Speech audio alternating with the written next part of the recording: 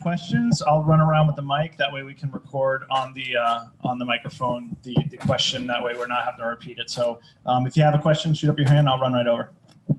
Appreciate that. So first and foremost, need to thank Paul and Adelaide for the collaboration. You know, first hearing about the community of practice, it caught my attention living in New Hampshire pretty much my whole life. And they made the process to create the presentation and to be a part of this community of practice very easy. Between the Skype sessions and the phone calls and the emails back and forth, I would highly encourage everyone to reach out to them and be a part of this, present on something you're passionate about, because it was a super easy process for myself, and they're kind of made it all happen. Also wanted to thank Jen Valandri, our Director of Business Development and Outreach at Westbridge. Jen gave us a little hand raise over there. She made it all possible for me to be a part of this and kind of really introduced me to Paul and Adelaide. So appreciate you, Jen. The community of practice to me, you know, so growing up here in New Hampshire, being a Plymouth State graduate, to be a part of something within New Hampshire with like-minded people is something that kind of attracted me to come in here and do this. So awesome opportunity for myself, and the community of practice, what it stands for, is something that I'm passionate about as well. So in a sense, you know, how many people here have either an interest, a concern, or a passion about substance use disorders and or psychosis and co-occurring disorders? Give me a quick raise of hands. All right, so I'm talking to the right people. I'm glad I'm in the right place. How about, you know, who's here today? Want to get to know you guys a little bit too. How many social workers we got here? How about mental health clinicians? How about late acts or MLAT acts? Peer support, doctors, other providers. Awesome. So again, we're in the right place. It's a good start. Good start. So a little bit about myself, and then we'll jump into the presentation. So been with Westbridge for about 3.5 years, done the whole gamut of mentor services, care management, and moved into a leadership role in which I support our residential facility, 10 to 12 bed facility with guys 18 plus with co-occurring disorders. So we see everything from the depression, anxiety with a marijuana use disorder to individuals with a thought disorder or mood disorder, bipolar, schizophrenia, schizoaffective, and everything in between. So for me to be able to have the opportunity to work with this population has been humbling for myself, and to promote conversations around this for all of us to kind of be better providers is something that I'm all about. So born in Massachusetts, pretty much raised in New Hampshire, Plymouth State undergrad, Plymouth State graduate program.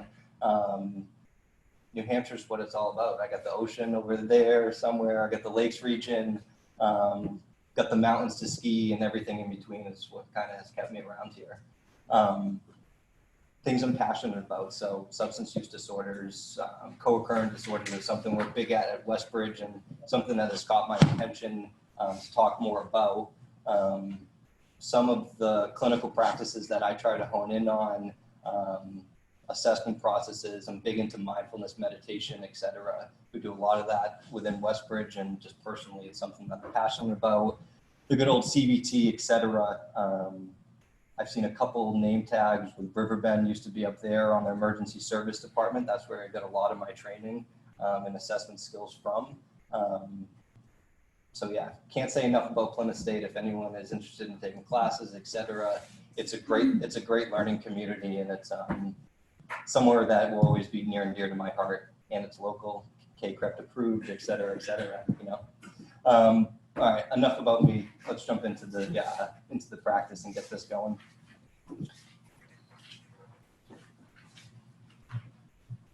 Did I sorry. You shut it off? Yeah, kind of. Okay, try now. Perfect. So I'm hoping everyone has had an opportunity to review the meeting description, meeting objectives. They're up on the board. Take a quick review.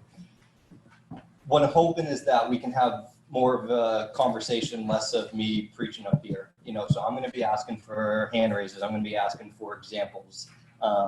Although I have a passion about this subject and I know some things about it, I'm not the expert in the room. You know, we all need to kind of come together and learn from one another. So I'm hoping as much as I'm able to teach you guys, I'm hoping to pull some information from you guys as well. So the more interaction and hand raised questions, answers, etc., I'm all about it and would really appreciate it.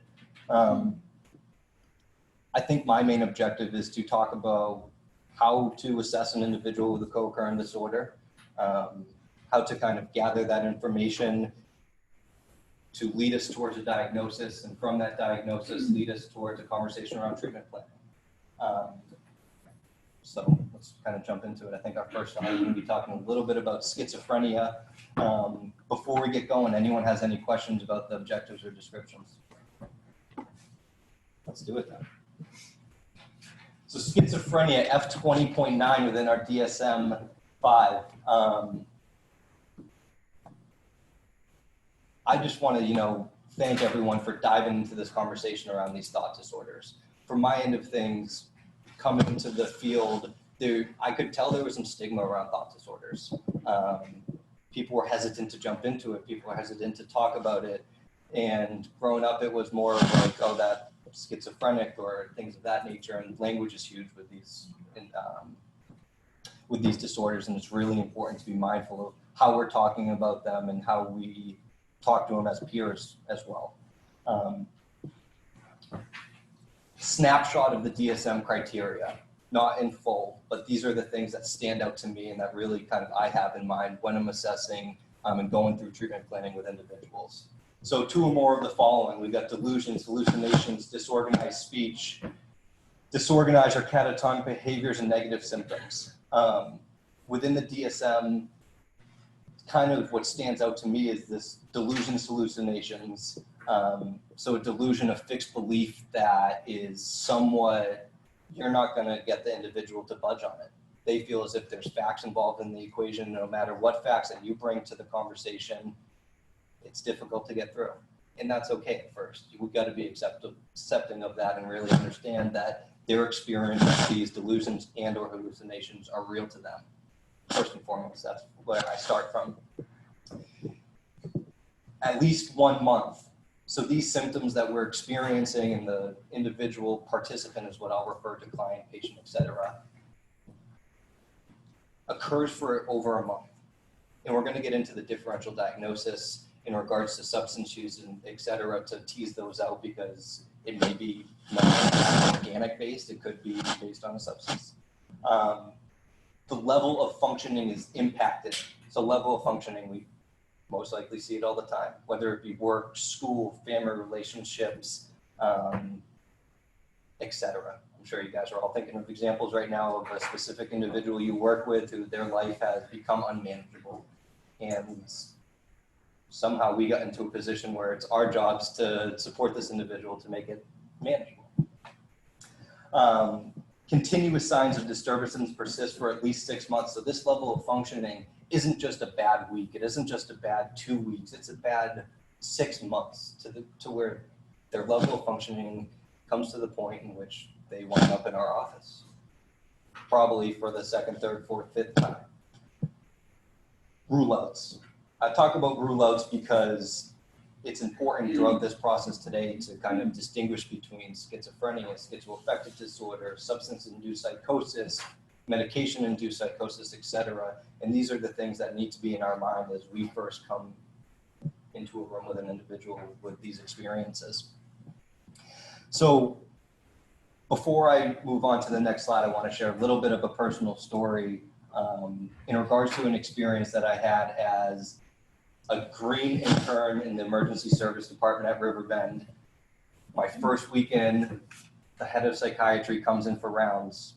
I'm intimidated, no doubt about it. I'm sitting there shaking, kind of trying to learn as much as I can. And she looks at me and goes, "Who's this?" My supervisor introduces me. "Great to have you on board. We're going to teach you a lot, etc." I get even more nervous. She hands me a case study, a written up file. She goes, "I want you to read this and I want you to tell me what you think." So I've taken my majority of my classes up at school. I think I know a lot. I'm going into it and I start reading through. We got a adult female within her 40s. She has moved to America from, I forget the specific African country. There's a language barrier going on, and she comes into the emergency room via ambulance because individuals around her were concerned that she was either hearing voices or seeing things that weren't there. The communication barrier is what I'm going to get to in a minute, and stress the importance of this collaboration. So I'm reading it through, and the reports from the clinician is saying she is having a difficult time expressing herself, and she's talking about seeing water come out of walls. My first thought is, okay, we got a visual hallucination going here. This individual may or may not need hospital level of care, medications, etc. Where's her family? Where's her supports? Kind of toss my hands up in the air. The psychiatrist looks at me and goes, but you're missing something. Where within this report are we talking about collaboration? Where in this report it mentions that they're having difficulty communicating with her? At what point did the clinician and or the team that was associated within this case reach out to maybe a translator, an interpreter to support? Didn't happen. I'm not thinking about this going into this. I'm writing it off. Here it is. Here's the treatment plan. Here's a diagnosis. We're good to go. Let's get this individual some support. God bless this woman's soul. Where she came from and moving into the States, she didn't have running water. She saw sinks and showers and was trying to explain this unbelievable new thing in her life that she really wasn't used to. And so for individuals around her, whether it was a social worker, the mental health clinician, they didn't do the due diligence to collaborate, which is something that we're doing here today and something that needs to happen within our assessment processes. So for me, it was a humbling experience in which was like, wow, I really don't know shit, excuse my language.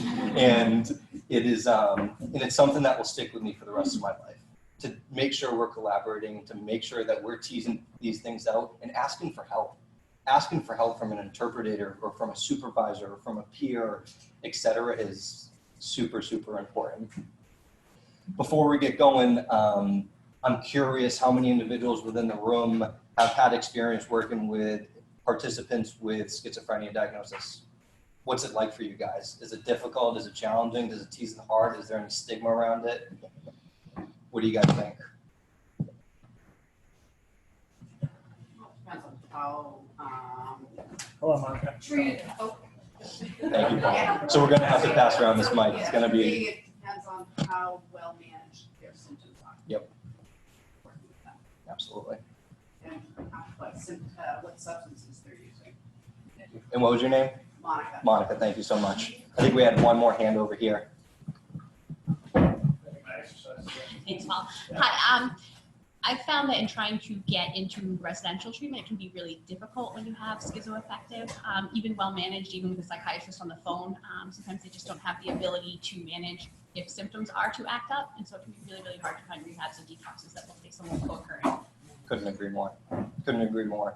And that's where we come in to advocate on their behalf. One of the stigma that is, I don't necessarily believe, in a sense, because I see the other side of it, is that an individual with schizophrenia, schizoaffective disorder, or a co-occurring disorder with a substance use, they're not going to be able to work, go to school, etc. I call BS on that. I work with 35 individuals within the community in Manchester who 95% of them either have a job or currently in school or volunteering, etc. It can happen. We need to build the supports around them. We need to work with the psychiatrists. The families is super important to really build that community around them. So as we go through these slides, I'm hoping that you guys can try to start picking up on the differential diagnoses and the differences between mainly schizophrenia and schizoaffective disorder. To me, the main thing that stands out and within the DSM-5 is this idea of a mood disorder that is co-occurring with their thought disorder. So an individual with schizoaffective disorder meet that same criteria, A, within the DSM-5 of schizophrenia, but at the same time, they have a co-occurring mood disorder with it, whether they're experiencing mania or whether they're experiencing a severe depression. So that's something that really stands out to me within this assessment process, is using these mood assessments to tease out, to come to the conclusion to best meet the participants' needs at that time. So with schizoaffective disorder, within the DSM-5, There's some subtypes, et cetera, and I'm not going to go into all these details. I encourage everyone to kind of do more research on their own and really kind of be their own expert in the material. We got schizoaffective disorder, mania type. We got schizoaffective disorder, depressive type. Main things that stand out within the schizoaffective disorder and things they highlight is the same thing, these delusions and hallucinations from 2 or more weeks in the absence of a major mood. So that's a big differential diagnosis and kind of rule out standpoint that stands out to me. So within your experience of your mental illness, has there been a period of time in which you have not experienced mania and or depression and still experienced these delusions, hallucinations, disorganized speech, etc.? So differential diagnosis tidbit. The clinical interview for me is one of the best tools that I use within the day-to-day. I can go through specific assessments all I want, but to be able to sit down at a table and connect with someone, look them in the eyes or not, and to really connect with them and tease out all these things are super important. So the idea of asking them, which Paul will get into later or not within his role play, how long has this been going on? When did it start? What are the experiences you're experiencing with it? And this clinical interview, the time frame of the illness, the open-ended questions, the summarizations, the how many drinks do you have per day type of thing, or how much marijuana do you smoke per day, almost those gentle assumptions, which is I think Dan Shea, art of the risk assessment type approach. This gentle assumption, almost as if you know or understand that substance use and or these auditory visual hallucinations or delusions could be a possibility for them. Whereas within the interview, a lot of people that I've at least worked with are scared. They're intimidated. They don't want to share because of previous bad experiences. Into that gentle assumption may or may not give them that opportunity not to lie to you a little bit less. So instead of saying, do you drink alcohol? So Cody, on average, throughout a week, how many drinks would you say that you have? 2, 3, 5, 7? It kind of takes that assumption, or it kind of makes the assumption that I already know that this is going on. They still have the opportunity to say, I don't drink or smoke or et cetera. So a little tidbit around that. We're going to go into assessments a little bit later, but a couple assessments that stand out to me within these rule outs and differential diagnosis is the PHQ-9 patient health questionnaire, which goes over mood, depression, et cetera, which is huge for schizoaffective disorder because we're teasing out this mood. Another one that we're going to go into is within the residential setting. It's really helpful. It also can be utilized within hospital settings and or outpatient settings. Is a patient, just mentioned the patient health questionnaire, a mood diary. Diaries, journals, et cetera, is an awesome opportunity to empower individuals and to create a self-report of their experience. So over the next 2 weeks, I'm going to ask you, Paul, to journal your mood when you wake up and when you go to bed, so that when you come back into my office next week, we can review your mood on a day-to-day basis and track it. Because you may not be aware or have the mindfulness skills at this point to really pick up on when you're feeling a little bit elevated or when you're feeling a little bit down or not able to perform your job functions, family functions, et cetera, all into one thing. Quick raise of hands, how many individuals have had an opportunity to work with someone who experiences schizoaffective disorder? What's it like? Same as schizophrenia? Different? I see you shaking your head. What was your name? Al? Yeah. Al, what do you think? They're really, I view them as two completely separate disorders. Schizoaffective disorder really does shift more to the mood, and it's of shorter duration. If you have schizophrenia, you have a major disorder.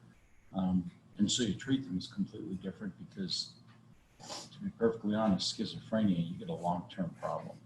You know, schizoaffective could be episodic. So that's an individual case. Absolutely. So if you were to give me an example of a difference between the two treatment plans, what do you think? Well, I mean, one of the things you said that's right is you really got to understand the details of it. I think a lot of people are misdiagnosed. I also think that, and I've seen this, a lot of clinicians will defer to schizoaffective because schizophrenia seems to them to be a more severe disorder. I don't view it in levels of severity. I view it just as different. I mean, actually, I've always thought they could take schizoaffective and change the name, shift it more to a mood disorder name.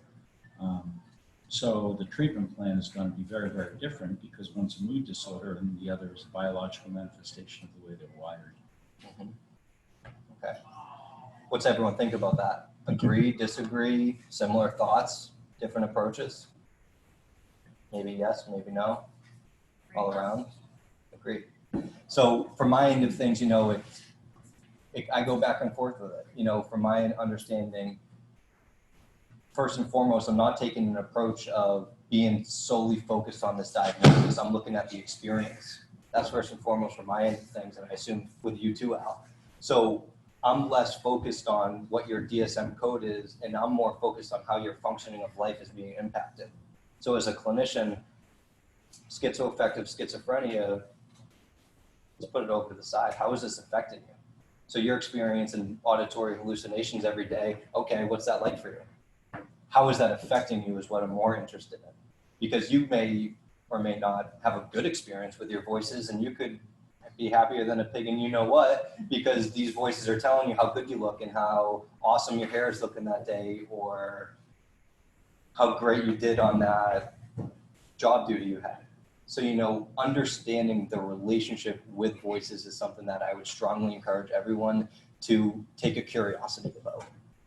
Yeah, I would just add, For me, I think is schizoaffective because not only do you have a thought disorder, you also have a mood disorder. Mm-hmm. So for me, that's like a double whammy for folks that struggle with schizoaffective.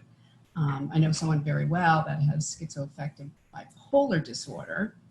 So their mood may be stable, but the thought disorder, the fixed delusions, the CIA's chasing me, continues. So the function is still impaired. And the function is what we're going after, right? Yeah. So I appreciate you guys sharing that information. It's super important to continue to get some crowd engagement because I'm hoping to learn just as much from you guys. Thanks, Al. Appreciate that. So with the schizoaffective and schizophrenia disorders, the disturbance is not contributed to the effects of a substance and or a medication.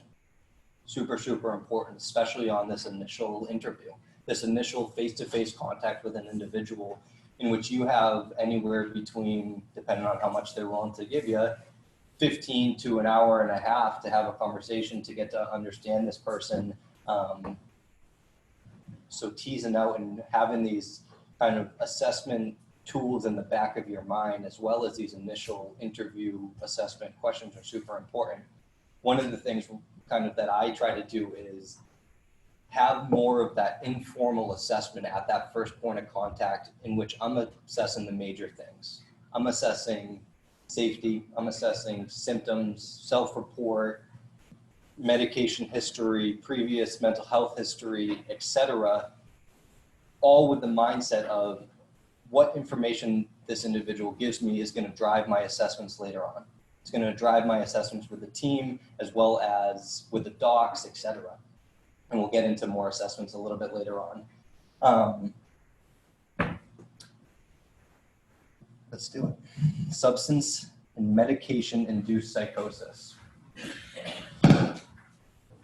F10.159 of substance or medication-induced psychosis with use disorder, mild. F10.259 with use disorder, moderate and severe, and F10.50 without use disorder. So when going through your diagnostic codes and trying to specify what exactly falls into this category, assessing an individual for a substance use disorder at the same time is important, and we'll talk about some tools to try to do that a little bit later. But this one is interesting, and this one I think really strikes with this specific community of practice because it's something that I feel like is increasing trends throughout the country.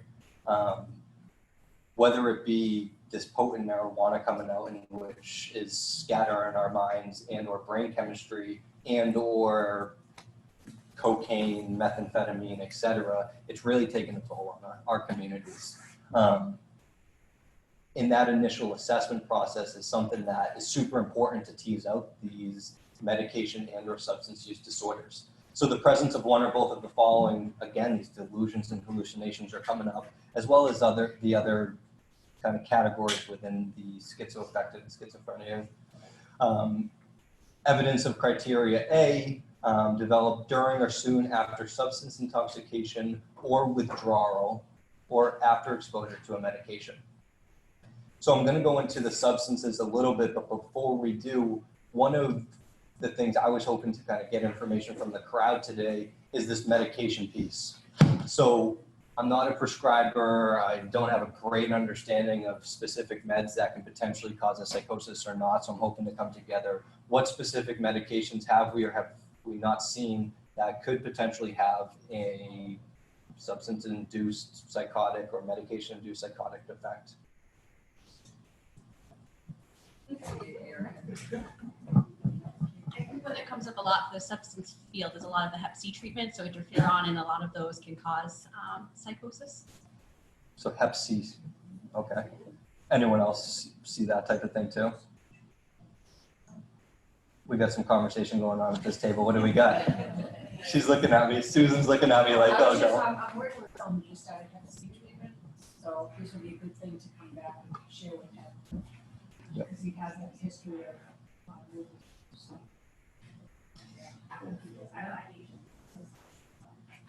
What else? Suicidal ideation. So we were talking a little bit about how suicidal ideation treatment can also increase these things as well. So with use disorder versus without use disorder, so we've got to tease out if this individual has a use disorder or not. So going through those kind of open-ended questions and getting that clinical inquiry around their use is a super important aspect of this DSM criteria, as well as the idea of this co-occurring disorder. Because, so my experience at Westbridge, we work with adult men 18 plus with true co-occurring disorders. So these individuals are coming into our residence with a schizoaffective disorder with a co-occurring cocaine use disorder, and how one of those play off one another has opened my eyes up a lot in regards to the power of substances and mental illness and the combination of both. And for a lot of the time coming into Westbridge, I was like, oh yeah, we'll just, we'll take care of the substance use stuff first and we'll tackle the mental health stuff later. No. We got to do it at the same time. We got to do it at the same time and set up treatment plans that are conducive for these individuals, which are pretty specific and pretty important to kind of make sure we're getting right. So kind of going back a little teeny bit to this schizoaffective disorder. Right now, working with an individual with a diagnosis of schizoaffective disorder, and he has lost 20 pounds in the last month. Heavier set guy, 20 pounds. Working with him for 3 years now and never seen a drop like this. It's only been like a pound up a month, 2 pounds up a month. Has a reoccurrence with his substance use. Goes off his meds for 5-6 days, needs to get going on all that good stuff.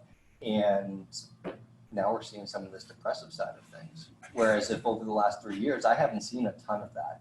You see the lack of energy throughout the day, but you can contribute that to the medications or you can contribute that to the diet, etc. So really wrapping our heads around how we can support this individual has been a focus of mine over the last week. And what's come to mind to me is, okay, this individual is in residential treatment. He has a very, very structured day, but where is his pleasant activities throughout the day?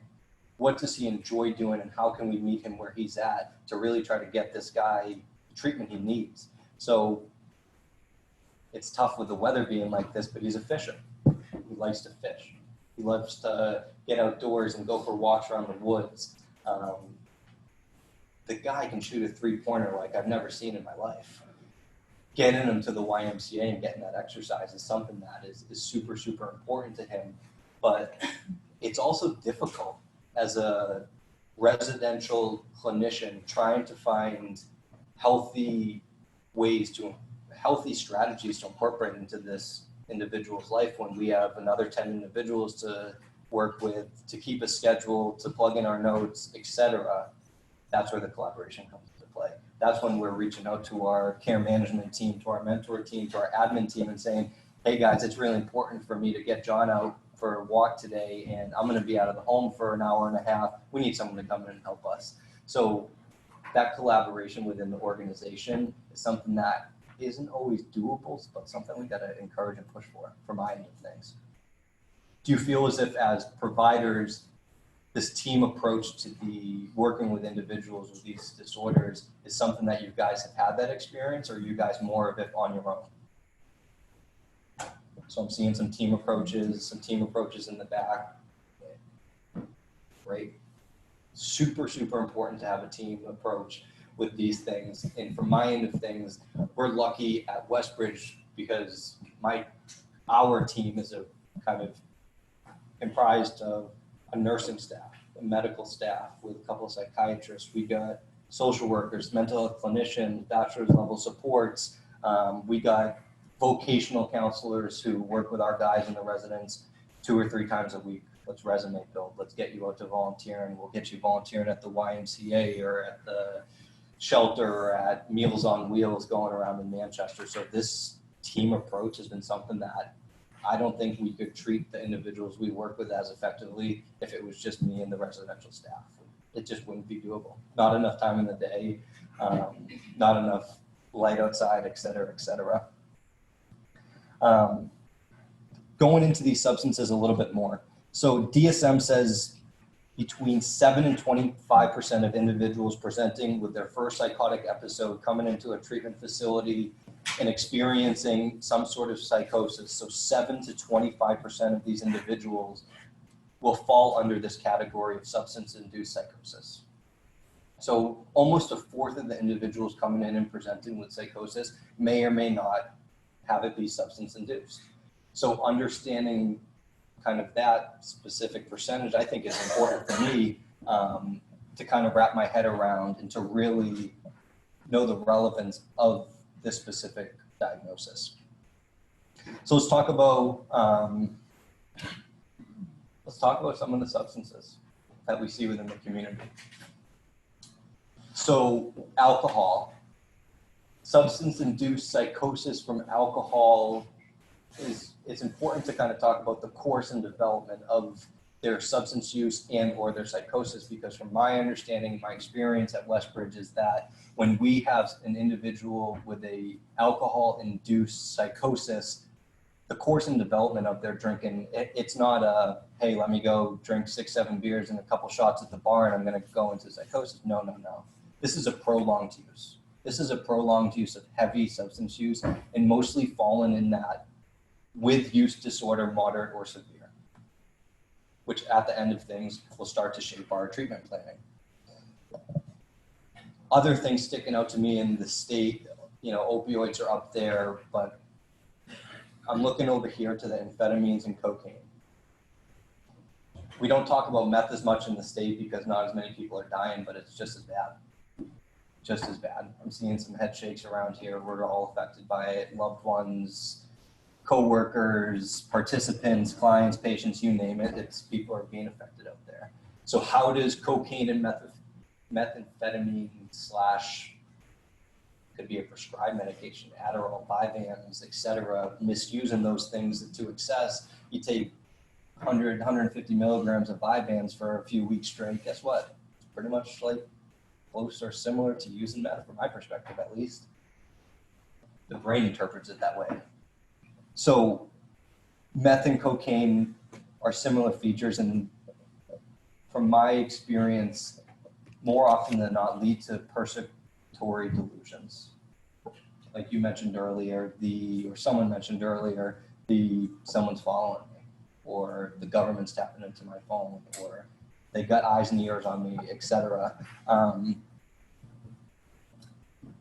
When we move into, it also can move into the scratching, et cetera, more of those physical symptoms and signs. Am I missing anything with the amphetamine and cocaine substance-induced disorders that you guys are seeing on the regular, or did we touch upon it all? Sounds good. So marijuana and nicotine, drug of choice of a lot of our teenagers, a drug of choice of a lot of our young adults, as well as just in general the population. So how does this manifest, and what can we look at to try to determine some of these signs and symptoms? Usually happens, so the course of this one, it usually happens, from my understanding, different than alcohol. It happens more rapidly than that. It can happen minutes and or hours after a high level of either THC, combination of nicotine enter your body. So we're not in the 70s anymore in which you can smoke 3 joints and be okay. Some people still can do that, but for a lot of these high potency THCs, the oils, the dabs, the edibles, etc., it's really running its course on our population. And at Westbridge, I think over the last 6 months to a year, I've seen more individuals come into our program with specific marijuana use disorders, with some of the categories we're talking about, more than I've ever seen.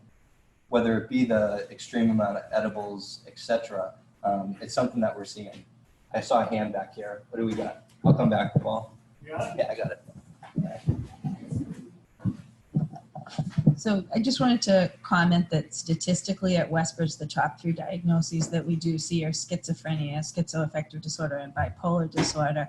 And interestingly to me, I also saw a statistic that we generated internally, and the most common substance that, or substance use disorder that people have had coming in, I think over the last year and a half or so, has actually been cannabis use disorder. And we're reading more and more in the news and the literature about the connection between cannabis and psychosis. And it was also really interesting to me because I took an admissions call last night, and it was for a college student who had done well academically.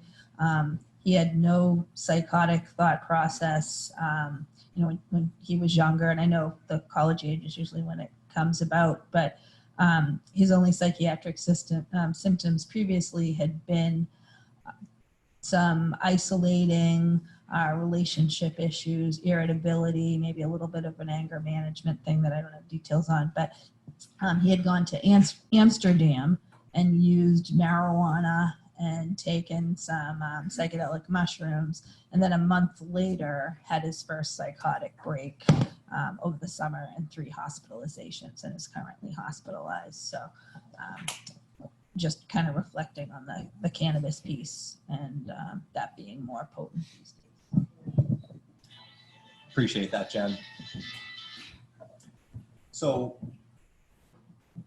I think marijuana is important for us to talk about, and I think at the last community of practice, or rather, I know at one of these community of practices, we're talking about emerging trends.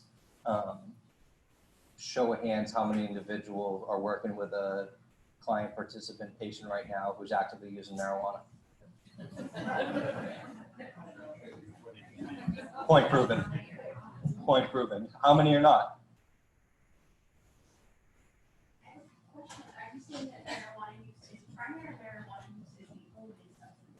Oh, thank you.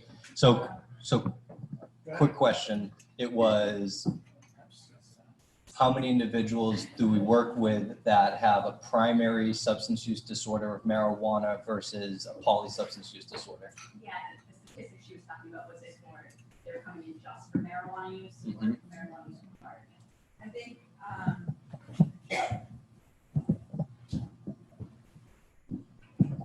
Actually don't have the exact breakdown. I know marijuana use was part of it with some of them, but with some of them it was also the primary. Yeah, and it was the top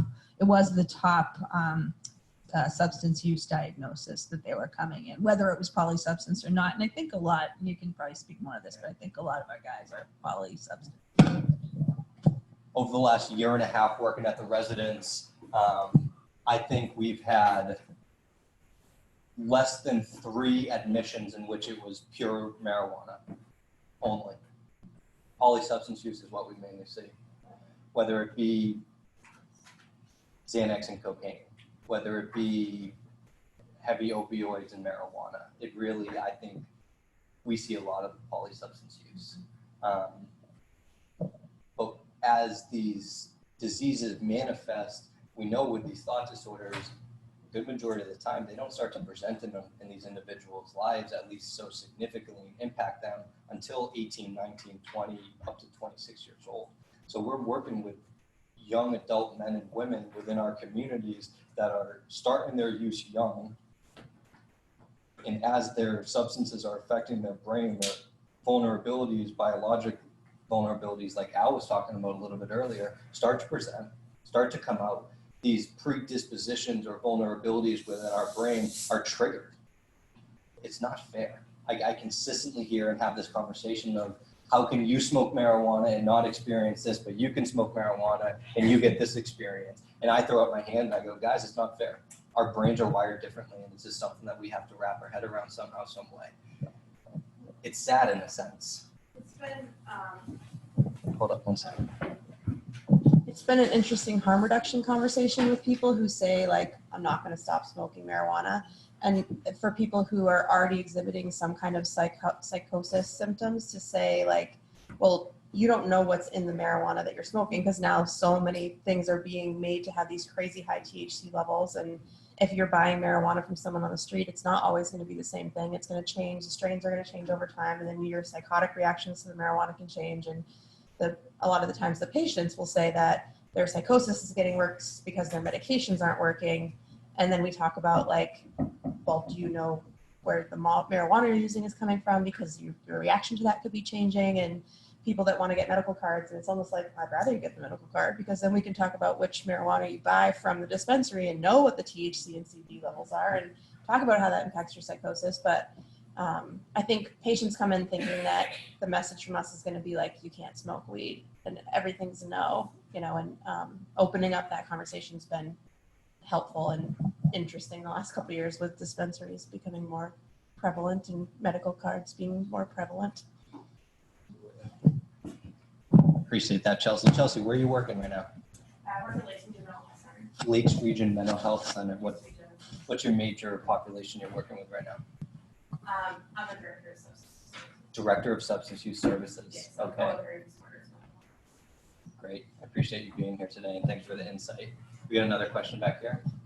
I was just going to say, one of the complicating things that we're seeing, because we work with an adolescent program and do a parent group, is that kind of what you were saying, you know, this is not the weed of the 60s and 70s. A lot of parents' reaction is, but it's just marijuana. Like, I'm not worried about that. At least they're not doing blah, blah, blah. And I don't think they really realize over time what it will or may do to that adolescent brain.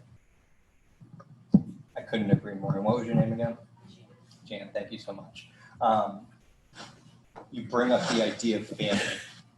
So family is super important from my end of thing. It's something that we stress within our program a lot. And we try to tease it out and make sure it's supportive family and try to educate them. But this idea of providing them education and support throughout their son and or daughter's experience with mental illness and substance use is huge. They need to be an advocate and a social support for their son or daughter to be able to hold them accountable, to set healthy boundaries, to understand what their son or daughter is going through. I think it's one of the biggest assets of our program at Westbridge that we really see a lot of results with.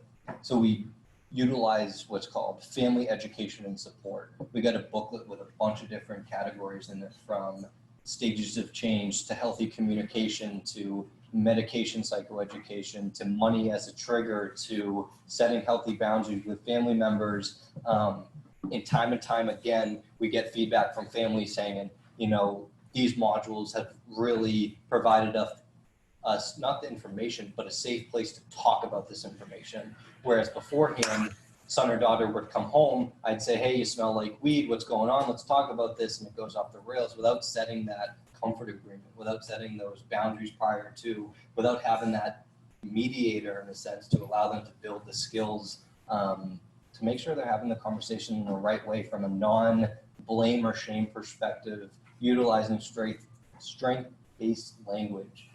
It's super important. super, super important to empower loved ones of individuals who experience these co-occurring disorders. And I think I might have saw a hand back here. Paul's coming right behind you with the mic. Yeah, And what was your name again? I'm Kia. I'm from Greater Nashville Mental Health. Appreciate you So coming I'm a today. SUD therapist there, Okay. and I work with adolescents and their parents. Yep. And one of the things that I'm seeing a lot is, in terms of psychoeducation, is where parents who come in and say, it's not the marijuana, like Jan was saying, because a lot of my, I shouldn't say a lot of my parents, that's not fair, but I do have parents who are actively using with their children. And how do you know, where we're working with kids and the children are saying, well, I want to stop, but this is the way I connect with my parent. And that's been a really big struggle in terms of, well, yeah, you're my therapist, but this is my mom. This is how we connect. When we have arguments or things aren't going right in the home, we smoke to make things better. and I think that's been a big struggle that I see, with the parents that come in. And or the other thing is too, we have a lot of parents who are also in recovery, and they say, well, I've been clean for 17 years, and you congratulate them, but they still smoke marijuana because they don't see cannabis use as a major drug, unfortunately. So talk to me a little bit about your interventions in this situation, because it happens a lot. It happens a lot, especially because this whole marijuana thing over the last 5-10 years, now we got every single state around us legalizing it, and it's like, hey, where are we in New Hampshire when, you know what I mean? So it's sending a message to our teen population and young adult population of, what do you mean it's legal? I can go down the Lowell and I can pick up a bag and know exactly what it is, the THC potency, CBD, et cetera. And on top of that, I'm going to grab some gummies because why not? They taste good and they're great. It's been a struggle trying to say, well, a parent would come in and say, well, my kid is being, destructive at home, their moods, the anger has been a big issue, but they don't understanding the link between the cannabis use and their mood. Yep. It's just like, no, that's not the case. It helps them sleep. It helps with their anxiety. They see the positive, from their perspective, well, it helped me in terms of my sleep or my anxiety, so they think it's the same for their child. And that's where the education piece has been a big struggle, or they just don't even want to be bothered. We're just here for you to stop, I'm sending Johnny over here to see you so you can tell them to stop destroying my house versus the other part of it. So it's just ongoing. Absolutely. So I appreciate you putting that out there. And some of the key things for me is, while I didn't come in here to, get this education, I came in here for you to fix my son or daughter. That's a tough one. That's a real tough one. Sometimes I want to reach across that table and give them, you know what, like, come on, we're going to work together on this. You can see the importance. So one thing that stands out to me is both the participant, son or daughter, and the family stages of change. Where is the mom or dad stage of change, and what interventions are we utilizing to meet that stage of change? Because if you're working in a preparation action stage of change and mom's over here in pre-contemplation, well, guess what? Everything you give her is getting thrown into the backseat of the car and maybe picked up before she comes into the next section. So understanding and assessing for stages of change, which will utilize this Socrates mental health and substance use assessment, we'll talk about it a little bit more later. It identifies helps us identify some of those stages of change. Super, super important. I really, really appreciate you bringing that up. What are we seeing most of within our communities of these substance-induced psychoses? Are we seeing it majority? We've been talking about marijuana for a while now. It seems as if that's something that's resonating with everyone here. Are we seeing more of the cannabis, the alcohol, the amphetamine, cocaine? What are we seeing more of? Xanax was mentioned. But just throw it out here and I'll repeat it. Methamphetamines. Spice, me too, storage, Kratom. That's something I didn't even put on the slide because going through there, my main focus on these major ones, but I'm not thinking about the ones right over the counter. You can walk into pretty much any convenience store right now and they got a kratom rack with a CBD gummy rack, which is appealing to all these young kids. They're not appealing to 40, 50, 60 plus year olds, these gummy bears with sugar all over them and things of that nature. It's big tobacco all over again. From my perspective, it is. It's big tobacco targeting this young generation to say, look at this. This is easy to consume. It's easy to buy. It's right in front of your face. It's legal. The person you know down the street at the gas station who you've been picking up Gatorades before your swim practice for the last 10 years, he's now selling it to you and saying, yeah, come on, bud, this is fine. Here you go. It's only $19.99. And then where are we seeing the use? We're seeing it in schools. We're seeing it on the back of the school bus. We're seeing it within residential treatment facilities, in the community, at homes, et cetera. And it's unfortunate. It really is unfortunate. And again, somehow we've gotten into the position where it's our job to try to support these individuals and educate the individuals we're working with. But it's not legal. Keep saying because it's legal for over 18, it's not, it's still illegal. If the parents said, here's a bottle of beer for their kid and sat down and had a drink it, we'd all be like, oh. But because it's marijuana, we talk different. I don't know why I'm just the legal side, I'm in correction, but it's still illegal. Even places it's legal, not for under 18, not for under 21. We talk like it is, it's still illegal. I'm having trouble with that. So Mark, talk to me a little bit about our legal system and or the laws pertaining marijuana at this point in the state, if you don't mind. From what I know, I mean, I'm in correction, so it's after their sentence. Yeah. But it's illegal for minors to smoke marijuana. It's illegal for them to smoke cigarettes. In Durham, because my son goes to UNH, I get it. They can't even buy vaping stuff until they're 21 now. It's illegal. So we're talking like it's legal because I think the big tobacco theory is putting it out there like it's just what it is. But if we had our liquor cabinets and had, a bottle of vodka there and told our kid to, oh, I drink vodka with my kid, everybody'd be shocked. But we're not shocked because the tobacco company's done a better job, even the alcohol company. Still illegal. And I don't know at what point, I am not a mental health clinician, I'm a CRSW, but at what point is it child abuse to encourage a kid to do that? I don't know, that's a question.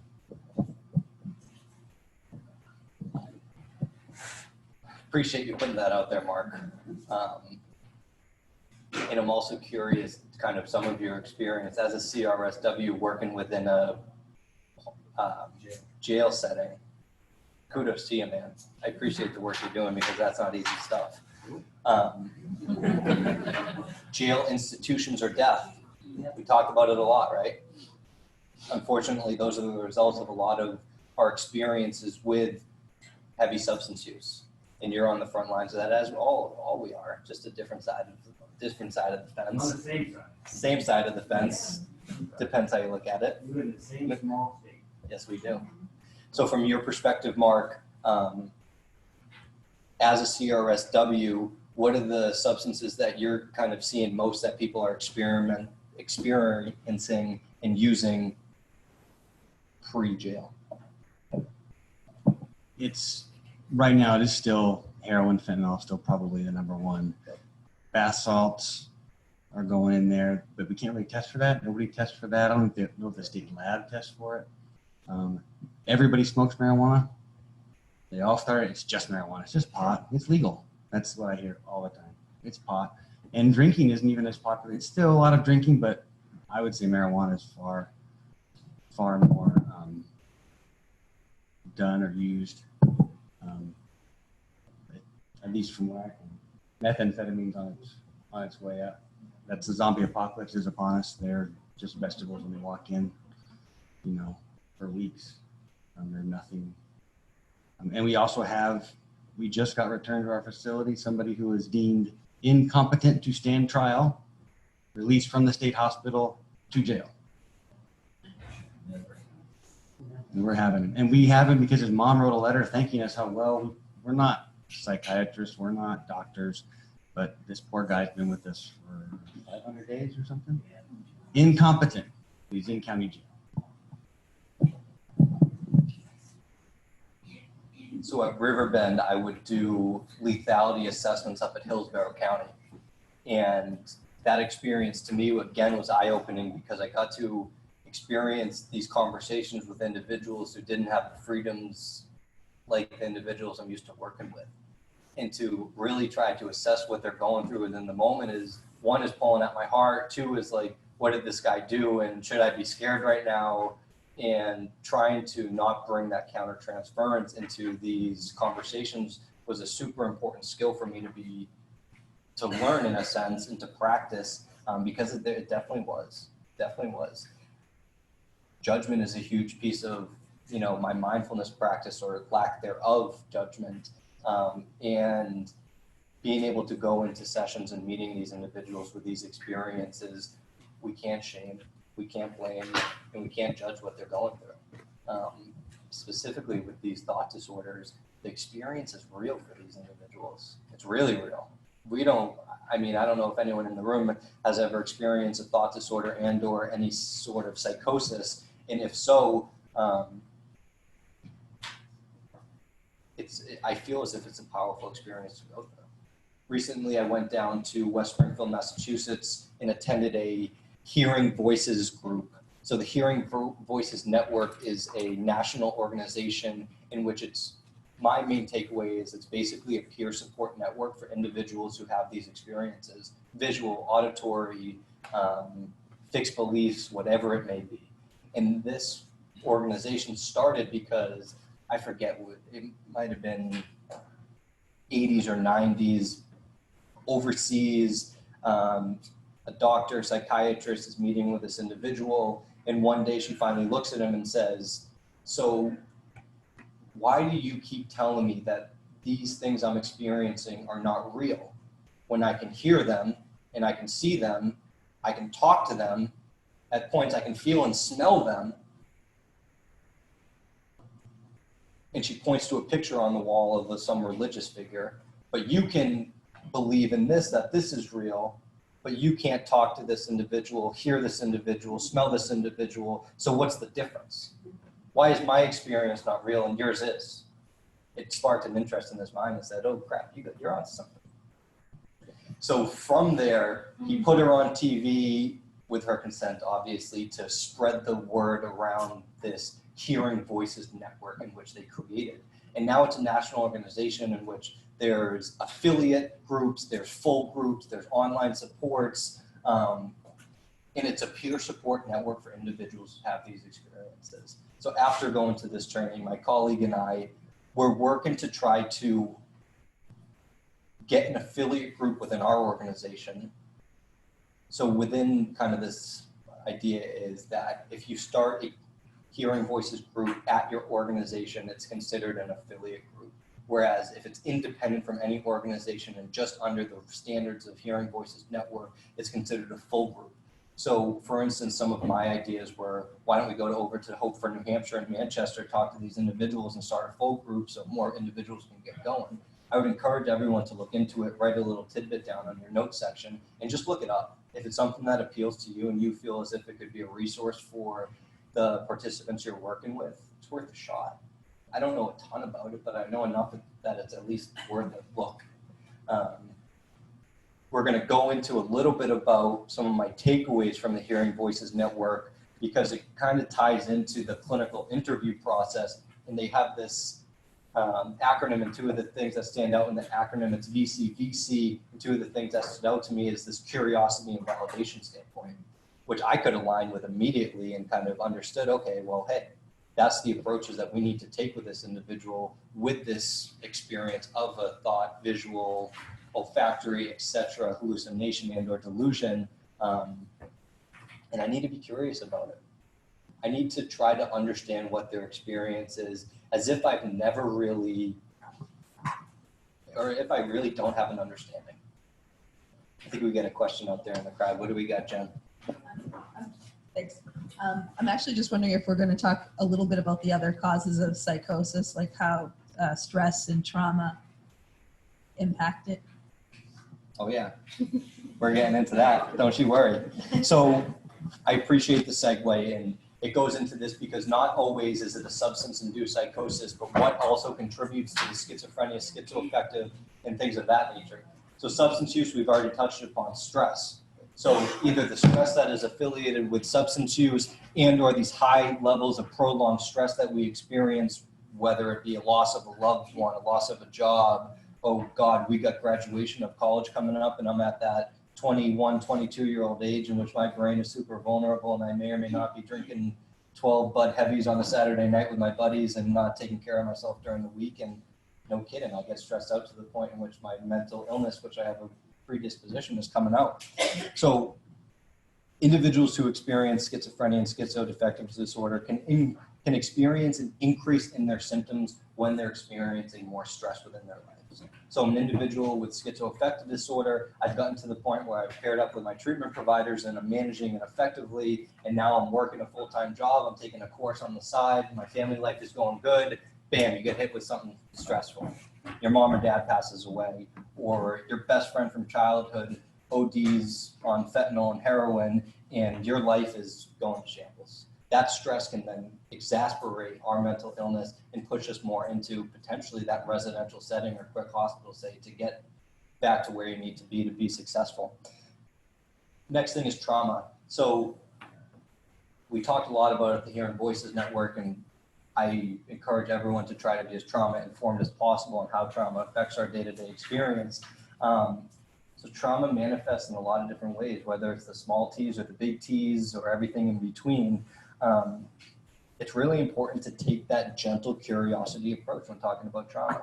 So for instance, say my voices started 4 years ago at the end of high school. One of the questions I may ask an individual is, at the time in which your voices or your experience started to come about, what was going on in your life at that time?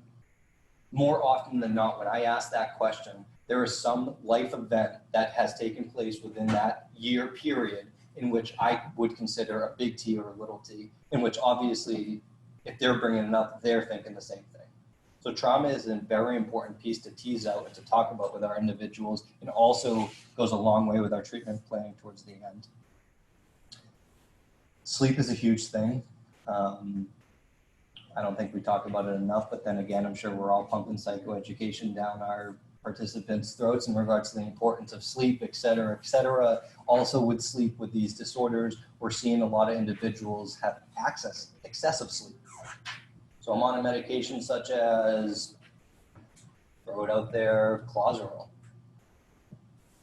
You're gonna potentially have some extra sleep throughout your day. And as providers, how can we help you manage that more effectively? Is it a planned nap during your day? Is it a extra alarm clock in the morning? Whatever it may be, it's super, super important. You know, often stimulant use is affecting our sleep. How many people here have been to a NA self-help meeting? How many haven't? What is at every single AA meeting? Coffee. Cigarettes and coffee. Another thing about sleep is it's not just being unconscious that makes the difference. And so many of the substances that we're talking about interfere with REM state sleep, alcohol in particular. And that's the period of sleep where the restoration and refreshment takes place. So even if they achieve sleep state, if they don't achieve REM state, they might as well not even done with sleep. Couldn't agree more. You know, as you know, or as a lot of us know, if you deprive the REM state sleep after a while, you get to be psychotic just because of that. Absolutely. Couldn't agree more. What was your name again? Al? Alan. Alan. So Alan was talking about, just for our viral listeners, it's not just about sleep, it's about the quality of sleep, not interrupting our REM cycle. The impact of alcohol that it has on our sleep is super important, and it's that psychoeducation that will kind of get us there. Other medical reasons too, you know, we got stroke, Alzheimer's, Parkinson's, HIV, AIDS, brain tumors. All of these things can lead towards this psychosis. sleep is the number one precipitant for mania. So lack of sleep. I always educate my folks that have bipolar disorder that it's really important that they get 8 hours, which is can't get 6 to 8 hours. If they start to notice that they're not sleeping as well for 3 or 4 days, they need to notify me. If they're going to be traveling abroad or something like that, we need to talk about what kind of medication for sleep to prevent them from being symptomatic. Absolutely. Al, real quick, and then we're gonna keep going. Yeah, real, maybe not so subtle distinction. We're confusing terms. There's a difference between psychosis as a designated disorder And psychotic episode as something that was caused but will immediately go away when the issue has passed. Yep. And you don't treat them the same and you don't diagnose them the same. So I just want to, you understand what I'm saying. I understand, and I actually had a note that I didn't get to about that, so I appreciate you bringing it up, Al. So how long does it last? That's a question that a lot of people kind of have to tease out, and typically 2 weeks is the typical 2 weeks. And I've seen it from up to a day where the symptoms start to alleviate, and up to 2 weeks. So it remits sometimes within a day, but in some cases it can persist for a few days, and then the time frame of the psychosis is super important at that point. So assessments utilized, we're going to jump into assessments quick, and we're not going to dive into it too much because during the role play we'll talk about it more. Same with the treatment planning. So I'm going to go through this. We've got about 15-ish minutes left of conversation. We'll probably open it up for some questions, answers, some more conversations between us. We'll have a break, and then we'll move into the role play after that. So we're on good pace, and I appreciate everyone's participation up to this point. So I put this picture up here is because it's the opposite of what I want to do within an assessment. I'm not going to stand up for the most part. I am not going to have stethoscope, right? And I'm probably, majority of the time, not going to have a big clipboard in front of me writing things down upon that initial assessment. I want the room, from my end of things, to be warming in a sense, to try to give the individual a safe place to sit. So I always try to be mindful of where is this individual going to sit within the room, and how can I offer them a safe place? So more often than not, when we're having a conversation within our residents, we position first and foremost, offer, hey, sit wherever you want within the room, unless it's like your desk, and et cetera. And usually more often than not, they pick the chair that's their back to the wall and or closer to the door. Closer to the door is an important part because we're going to be talking about allowing the participant to be able to take breaks upon our conversations with them to build that rapport and or safety. And if they want to take a break and the door's behind me and I'm sitting here and you're sitting over there, well, guess what? That's creating a barrier. Not the greatest thing from my perspective, but I know we all have our different kind of techniques and going at it, and your judgment is super important. We got the curiosity piece coming back, the assumption piece. I talked about the gentle assumption piece, but not assuming exactly what their experience is. So for instance, I talked about the relationship with the voices. I can't assume that your relationship with your voices are always negative and that you want them to get out of there. So that's why I put that up there. And validation is a huge piece as well. Going into this assessment process, the first thing that stands out to me, and we've talked about it already a lot, is this collaboration with providers, family, and the participant. Teamwork, gathering medication history lists, collateral information, and working on safety plans, previous safety plans, et cetera, is super, super important. So with the safety, we'll go into it, but for instance, the CSSRS, Columbia Suicide Severity Rating Scale. Show of hands who knows it and used it. Great. We use it all the time at Westbridge. It's something that comes directly ordered from the doc, and we will go right after it and try to get it done as best as we possibly can. I talked about the teamwork earlier, talked about the medication history earlier. The collateral information is going to be important, and we'll talk about it a little bit more with the assessment processes as well. Clinical interview, what to do, how to do it. This does not touch upon the whole clinical interview process. I wish we could probably go an hour and a half just talking about the clinical interview and different strategies about it, because from my end of things, that's the best assessment I can use, whether it be within that emergency service setting and within that first initial conversation. We're establishing rapport, we're checking upon life events, we're doing a mental status exam, we're providing that psychoeducation around sleep, substance use, medications, etc. And we're also identifying the stages of change, which will guide our treatment process towards the end and how to do it. We're using MI techniques, open-ended questions, summarizations, the inquiry, et cetera, the MI, what is it? Rule, resist, understand their motivation, listen, and empower. Quick pace, Anastasia, what do you got for us? Well, I was just wondering if you had any insight about concurrent documentation and that influence on clinical interviewing, whether it's negative or positive or both. I'm glad you brought that up because it was something mulling in my mind that I was talking to my supervisor about before the presentation, is this idea that sometimes maybe reading that information prior to your interview could skew your assessment process.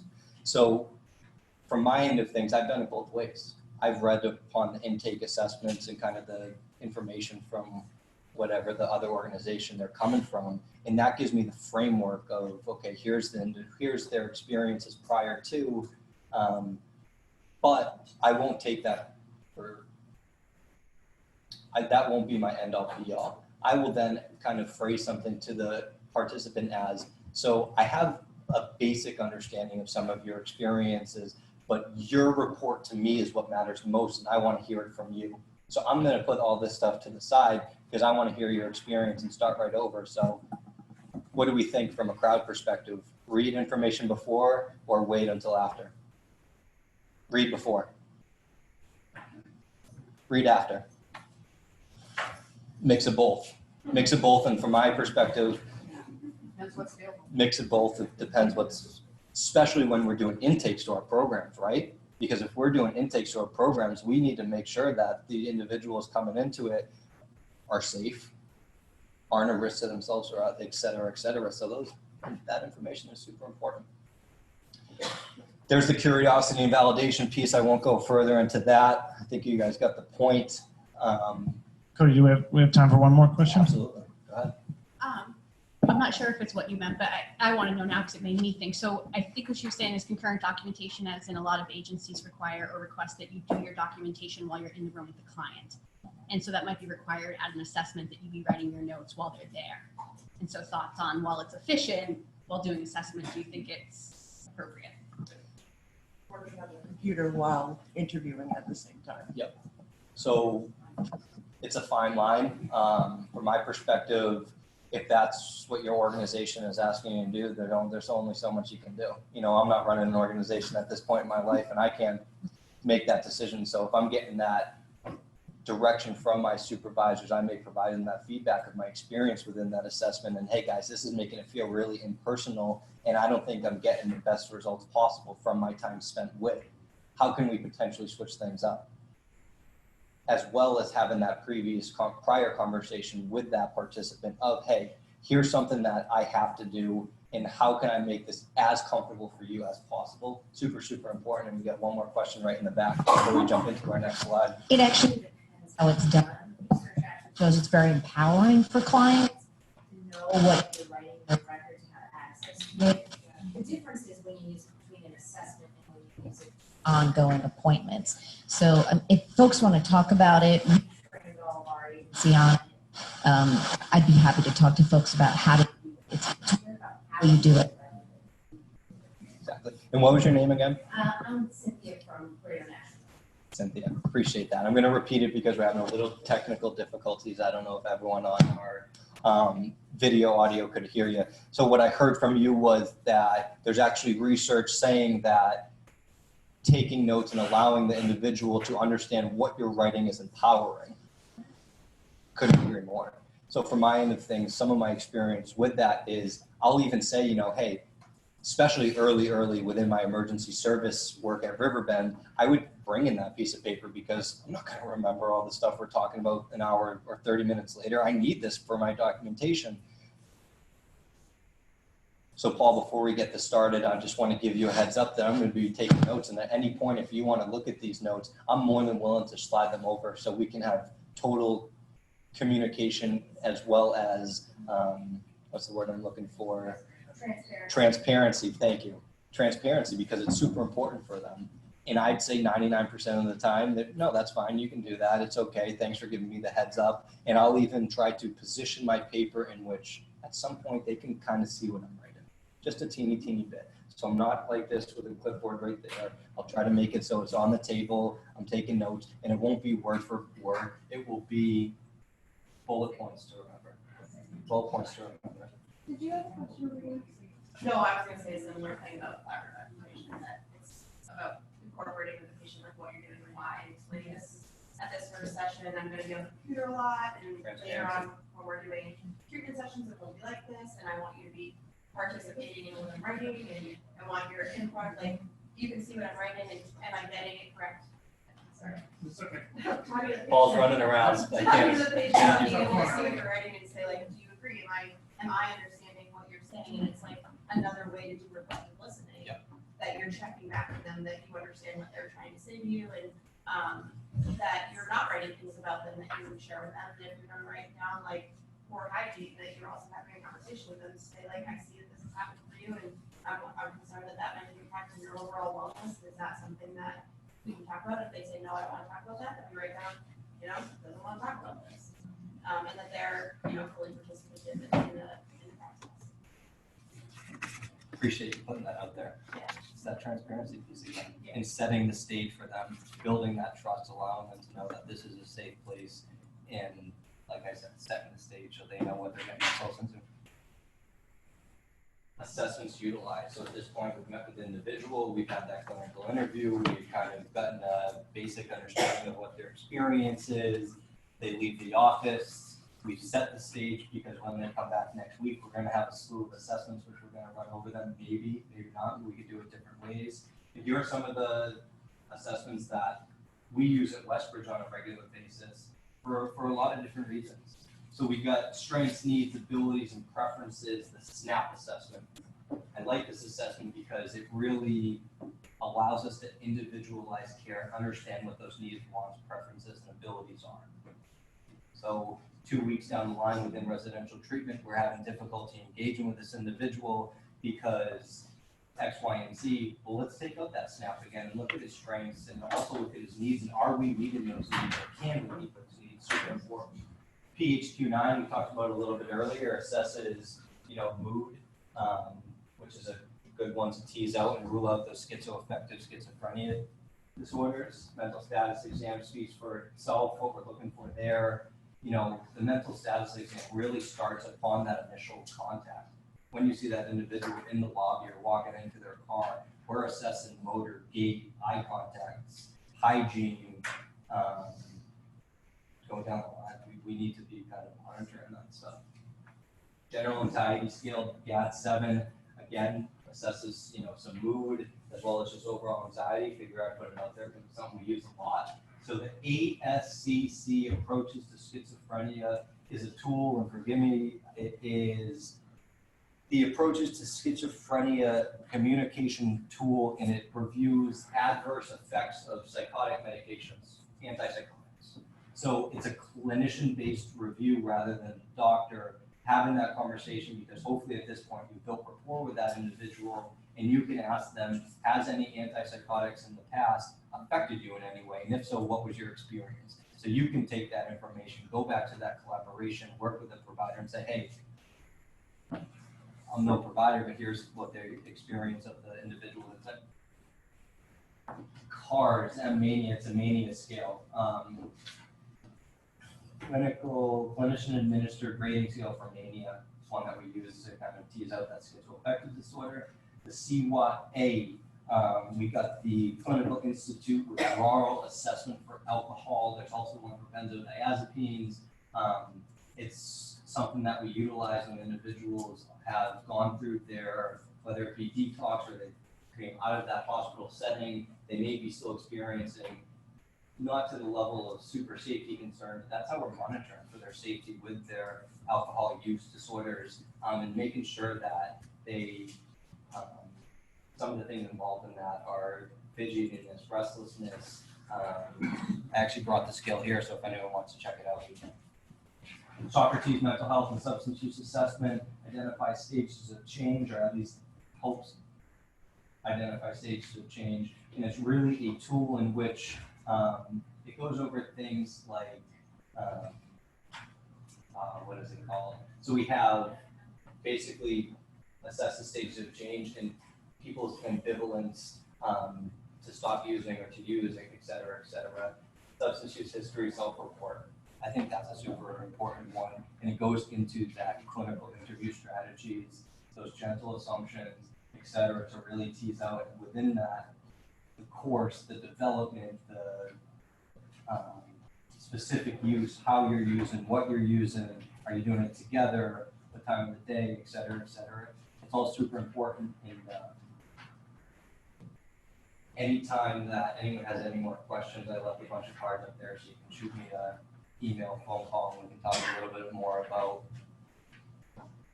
when to use these assessments.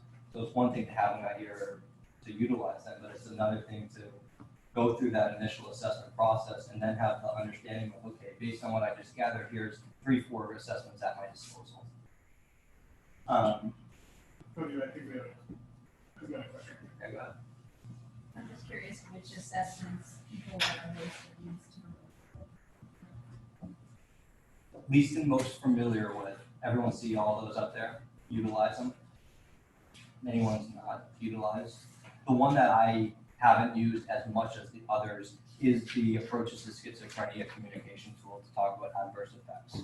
I was actually just curious what people. What do we think? I saw some head shake saying that we use it. PHQ-9 over here with Susan, with GAD-7. See we're in the hospital. Yeah. So let me ask another question. What are other main assessment tools that you guys use? And don't jump quickly into just these strategies that brainstorming. Any specific tools that you guys use on a week-to-week basis that aid you in the conversation around co-occurring disorders? Maybe we can just shout them out, we'll repeat them. Yeah. PHQ-9. PHQ-9. Columbia. ECL5. ASAM. Audit and duty. What was it? The audit and duty. Audit and duty. What does that assess? Oh, it's alcohol use. Alcohol use. Yeah. It's an alcohol screening. Alcohol use. And the duty is the same for drugs. Yeah. Monica, what was that? Okay. DAS. What does that stand for? Assessment screening tool. Drug assessment screening tool. So there's 3 or 4 other assessments, including the ones I have on the board, that we all can take away and look more into. And that's one of the things I don't want you guys to. So understanding the tool before use is obviously super important. We've got to understand what we're doing. We've got to understand how to go about it, which is a super important kind of strategy to use. So strategies for treatment, we talked about the importance of family, this compass, so needs, wants, emotions, stereotypes. Gathering that upon intake is important, and it's a tool that really has helped. And it also is a strategy for treatment to kind of see where the individual's at. Mary Ellen Copeland rap book, raise hands, how many people utilize that? Great for safety planning.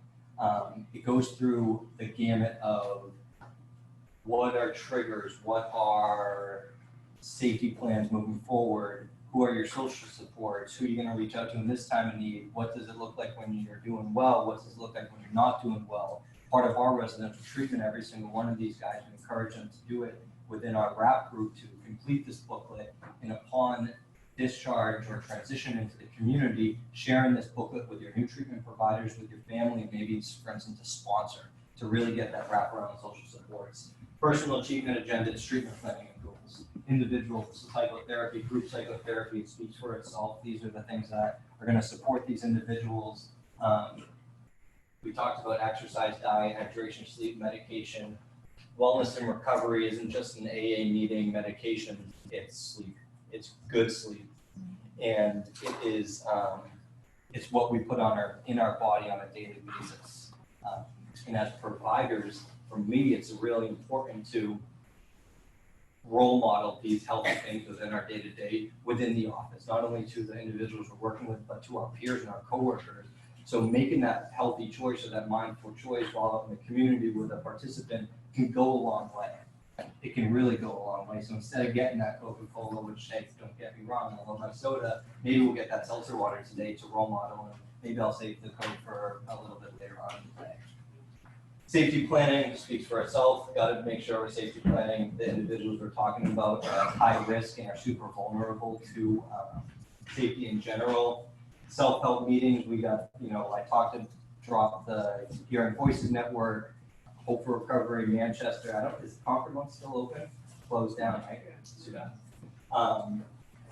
And AA Smart Recovery has been something big, especially with our younger guys in the home. Sometimes it's the AA meetings just don't click, and that's okay. So we're 12-step based at some points within our program, but we don't push it down these guys' throats. We give them options. Give them options and see what works for you is what's most important. And then towards the bottom, here's just some of the levels of care that these individuals are going to need to be supported with. How many people work within a residential setting? Myself included. How many people work within a hospital setting?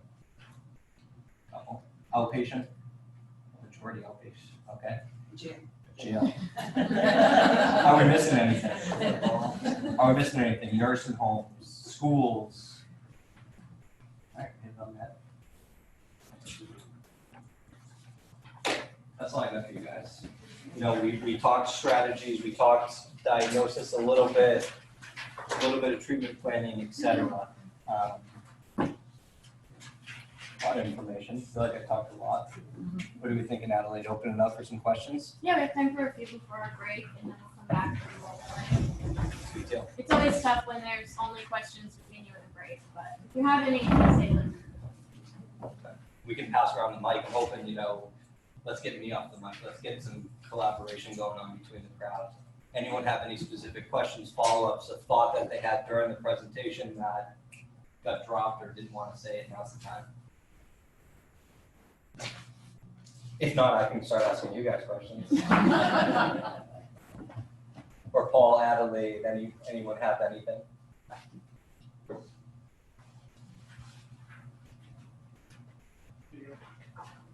I just like the concept of taking breaks as a way to make the participant feel comfortable and to build trust. Not have it feel really pressured. I know in some settings that's not always the easiest thing to do for the rest of the time. I appreciate that, Jen. So I'm curious to how many people in the room incorporate a conversation around it's okay to take a break. Let me know and we can do that before the assessment starts taking place. So what has been your experience with that? And do people agree or not agree that that's an okay strategy to take? Because it might not be the best thing. You might need to power through it. What's been your experience with that? Breaks or no breaks? Breaks? No breaks? You're in a different setting to me, and I think the majority of people, so we own a private practice, so ours is it's a very different type of setting, so if we're doing a true battery test, that's gonna be 3-4 hours long, we allow them to take a break when it's appropriate, but to do an intake for us, come in for an hour-long appointment, we do typically, I think the clinicians that work for us, we don't tell them what they have to do, but I know he and I typically for an intake sit at our computer and have the discussion, and I tell them, okay, let me make sure I got this right, and I explain to them, because many of the people coming into our setting, they come in with multiple diagnoses, especially, and I started out at the mental health center as well, in emergency services, so I get it, and this isn't a knock, but I found when I worked there, it was like an act of Congress to change a diagnosis. So people come up with a laundry list of diagnoses and they really don't understand any of it. So we go over the treatment plan, we explain, we ask their opinion about how they've been treated in the past therapeutic settings. And I sit at my computer, go over all of it, and I explain what I'm going over. I ask them if they understand what a treatment plan is. And they're like, no, So it's just a very different setting. That's why I think we're not necessarily raising our hands as often in certain things. But I am duly licensed as an MDiv and an SMHC. And so I do a lot of court-ordered assessments.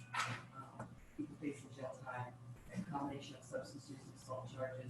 Sometimes it's because of they got in trouble, it's DUI, or whatever.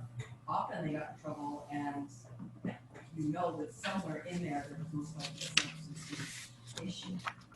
And then we do get a lot of cases in primary clinical, but there's very often substance use incorporated. Appreciate you putting that out there. What was your name again? Ellen, and actually, I have one more question when we talk about collaboration, because we struggle with this very often. We model an integrated approach to care. We have to sign releases and we talk about things. In a private practice setting, the reality is we can work with doctors and schools and a ton of lawyers, prosecutors, and we won't get paid for any of that time. And that's an ongoing issue because we do presentations on the importance of integrated care and approach, but nobody's effectively addressed how people get paid for their services. Great point. What do we think? Anyone have a similar experience? Other private practitioners in the room? At some point? So, were you going to say something, Shannon? I was. You were. So, kind of going back to your end of things, what has been kind of your efforts or kind of those conversations? Where has it led you? What is the feedback that you've been provided? Because I'm interested in it too. How do you get paid for that, or can you get paid for that? So you're not. Often we're not.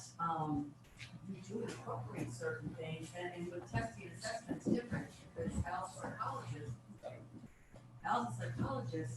He and I can do the same test. So one of the tests we've done for a combination of determining addictive personality types and whether or not there's psychopathology is the Milan or the MMPI. Insurance companies pay him to do that. They don't pay me to do it.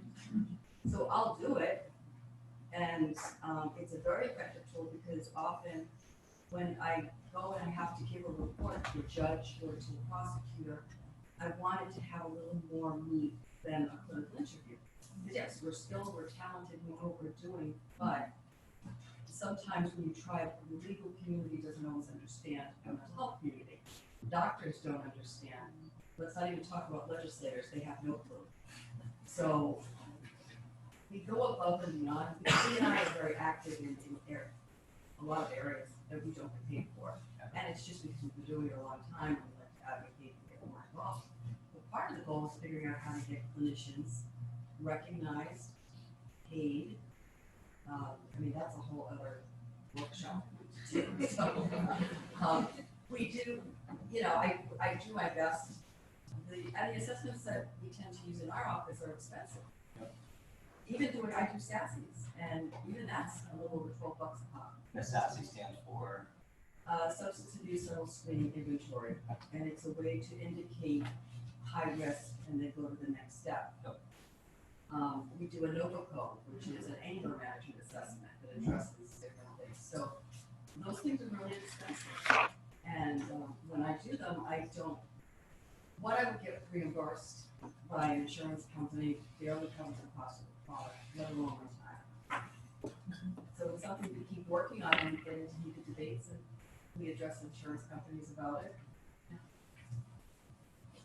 This is not easy. It seems like it's an uphill battle, and I appreciate the work you guys are doing to advocate on all of our behalfs. And if you don't mind, what organization are you guys working with? And or private? We're private practice in Manchester. In the name of it? Nova Scotia Counseling. Nova Scotia Counseling. I pass that almost every single day. On I Bay do. Street. Huh? On Bay Street. On Bay Street. That's where we're in Manchester, on Bay Street. So time's up in regards to presentation, questions, answers. I'll be floating around the break, so if anyone has any other questions that they didn't feel comfortable asking in front of the crowd, I'll be available. Again, thanks for the participation, guys. I appreciate people putting out those assessments, people putting out their experiences. It goes a long way, and you guys make me feel real comfortable here, so thank you so much.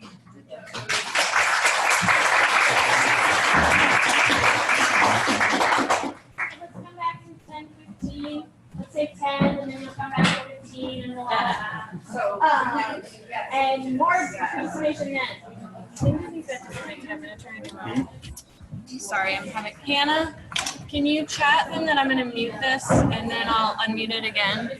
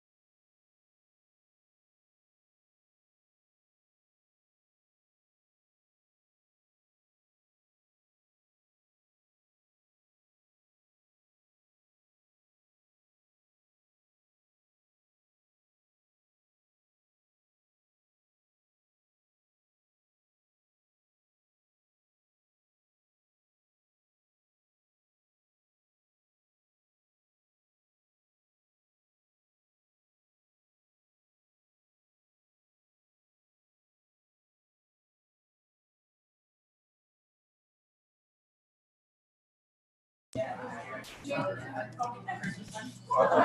everybody. We're gonna get settled and to get started again. So Paul and I are gonna come up to the front.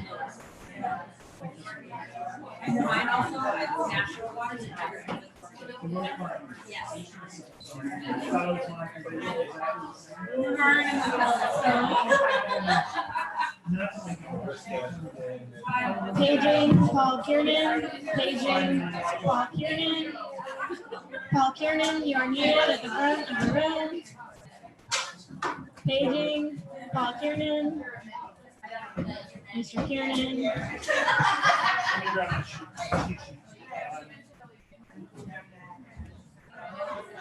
All right, everybody, so we're gonna get started again. We're gonna start our role play activity. So I just need to kind of preface everyone that right now I'm Adelaide Still. You love me. We're gonna so we're gonna start in the role play activity. So I'm gonna sit down. I am going to become a woman named Lynn. She's gonna be 24 years old. I'm not gonna tell you too much more about her because we're gonna kind of all discover about her together. But so I'm going to become Lynn. Paul will be a LADAC in a high intensity residential treatment setting. And Cody will be our teacher. So is there anything else we wanted to say before we get started? Oh, just, you guys had such great participation and discussion in the first half, and we definitely want to keep that going. This is a very kind of stop and start kind of format. So at any time, shoot your hand up and ask a question or interject. Highly, highly encouraged. So. And most of you know Addie likes to give me a hard time, so this is going to be a good opportunity for her, but she's going to be a good client. Lynn might not want to give you a hard time. So from my end of things, it may be a little bit, I'm going to try to work in kind of interjections at different points. But I don't want to be always the one to say, hey, this is what you could have done differently and or shouldn't have done this, you could have taken this approach. So I think more often than not, I'm going to kind of reach out to you guys and say, okay, what did we just see go on right there based on the conversation we had previously? What did Paul do that we just talked about that's a positive thing? What could have been done differently? That type of approach. So, like Adelaide said, appreciate the participation prior to. We're going to try to keep it going. And I think for me, it's less of the assessment. It's less of the about the role play and more about the conversation that we're going to have during it. Everyone kind of understand? You have a quick question? I may or may not have a little bit of OCD personality traits. Okay. So you said BC. Yeah. And then you said validation and curiosity. What's the other B and the other C? I'd really love to know before we start so that we can use that language. Absolutely. So validation, curiosity, vulnerability is a big one. So I didn't mention the vulnerability piece because it's different for everyone and how much we can be vulnerable with our participants. Yeah. And the VCVC, the other one is collaboration. Perfect. Yep. Thank you. You're welcome. All right, and also just the other disclaimer, any mistakes that I made are purely for demonstrative purposes. We knew that, right, everybody? Well,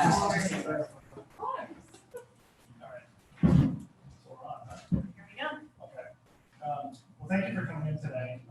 So there's a lot of questions we kind of got to go over, but more or less, I'd like to just take some time to have a conversation, kind of about what brings you in, what you feel like we can do for you.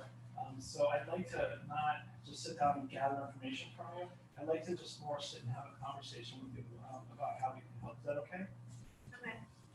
So what brings you in? Well, you probably know I was in a hospital, so they sent me here after I was in the hospital. So you were admitted into a hospital for some sort of problem, or? Yeah, it's, do you have to know why? Well, I'm gonna let you decide what's important, but the more information you give me, the more I'll be able to kind of get a better picture of how I can help you. So if you can tell me that, I think that would be helpful, but it's certainly up to you. Okay, well, I live with my mom, and she made me go to the hospital because she had found some things that made her nervous, and she was worried, so she called some people people, and I ended up in a hospital, and they think that, you know, I'm maybe kind of better now, but I need to see you, so here I am. All right, well, again, I appreciate you coming and seeing me. I know that can be a difficult step, especially talking to someone that you know, just came for the first time about some things. So she found some things that concerned her. Yes. Could you tell me a little bit more about that? You know, it was just like some stuff, like, it wasn't a big deal, it was just like, she was in my room and she was looking around and there was like some notes and like, you know, there's like a rope on the floor, there's a rope in my room. That's just what it was. I think you didn't intend to harm yourself. Maybe, yeah. Okay. All right. And that's what prompted her to make some phone calls and all these people coming into your life and ended up in the hospital. Yeah, a lot of people, a lot of pressure. Okay. All right, so we're gonna take time out. So there's that safety piece coming up, right? So in the back of our minds right now, that's in which, you know, Paul, at which point probably would go a little bit deeper into it and kind of tease out, you know, specific immediate safety concerns. But I'm curious from the group, you know, we talked about the Columbia Suicide Severity Rating Scale. What other assessments do you guys utilize for safety? Within this first initial interview, do you dive deeper into this and get more and more information, or do you set it up for the next one? I'm just curious, kind of go around. I can pass the mic to anyone who wants to. What level of care? So she's interviewing at a high level, at a residential facility. So high level residential, right, in part of the high level residential. Following your discharge from the hospital. Correct, following a discharge from the hospital. So to make it easier for everyone, what specific safety assessments do we utilize within our own organizations or practices? So we don't assess safety. Yeah, we use the Columbia's. Columbia. Yeah. Okay, anyone else? Columbia. How about from our private practitioners? It's more of a modified form. It's based probably on Columbia, but we go into more detail. Then we typically follow it up with BSSI, that's suicidal ideation scale, or an MPI. So modified Columbia. We also have Beck in the third one you mentioned. And Minnesota multi-phase. Minnesota, yeah. Gotcha. So there's four assessments right off the bat that we all can take back to our practices and utilize if and when we understand. Appreciate that. So can you tell me a little bit more about how things are for you now? Are you still having, you still have a plan to harm yourself? Plan? Yeah. No, I guess not. I mean, I'm here. Yeah. So then you currently don't have any sort of No, I mean, like, it's hard, like, it's still as hard as it was, but no, I mean. And what about thinking about it? Do you still have times where you kind of think about it? Think about, gee, like, you know, the life's really hard, things like that, or? Yeah. But currently, there's no plan to harm yourself. No. So, yeah, hold on. We'll pause again. So again, with the safety piece, I'm thinking in my back of my mind within the residential setting, some of the things that we put into place in order to kind of do our due diligence to kind of monitor for safety. So within the residence, we'll do 15-minute checks, we'll do 30-minute checks, as well as, you know, from there, I would too, you know, inquire about, you know, what has kept you alive. Try to get some maybe future orientation and things of that nature. So all these little things are adding up in regards to our overall safety assessment. Any thoughts, questions, things that you would have said that Paul didn't say, et cetera? Anastasia? Prior to getting into the same concerns, would have covered population. I'm not sure if I can hear that, but you know, the limits of what you're hearing and how that, you know, you might have to report information. He wouldn't let me. So I'm glad you picked up on it, because that was something we talked about prior to, of not informing the individual of their rights as a participant with this program and just in general. So I appreciate you putting that up there, and it's super important. But I know we probably all have different kind of ways to go about talking about rights and the timing and things of that nature. What do we get? Just again, I guess that private practice perspective. Having worked in emergency services and just involved still, you all know how incredibly tedious, exhausting, and difficult it is to get somebody admitted to the emergency room. It's horrible, and if they weren't suicidal when they started the process, they become suicidal. So I had a woman in my office. It's not substance related, but it still hits on the same thing when we talk about suicidality. And her issue was she was told by her medical doctor's office, not her doctor physically, but her medical doctor's office, call your insurance and find out what places are covered. So that was step number one. So you've got this very depressed, suicidal woman who comes from a history of being in an abusive relationship with a significant substance abuse. Okay, and she deals with it in her family. She personally doesn't use substances. But every place she called, she claims all the units were dual diagnosis, and that she was going to be on a unit with people who had actively been using substances, and that was going to be a huge trigger for her. Now, this is a woman who actually had a plan and went so hard to say goodbye to her family and went to a location she was about to kill herself. But there were too many people there, so she stopped. There was no way, she didn't meet IE criteria, and there was no way she was going to willingly go to the emergency room to be evaluated, to go inpatient to that. So we had to come up with a really good, solid plan. We talked about future orientation, we talked about family, and the plan ended up being a really intense conversation. And then you have to call my office and do a check-in if I'm not here, leave a message with my staff, it's after hours, leave a voice message.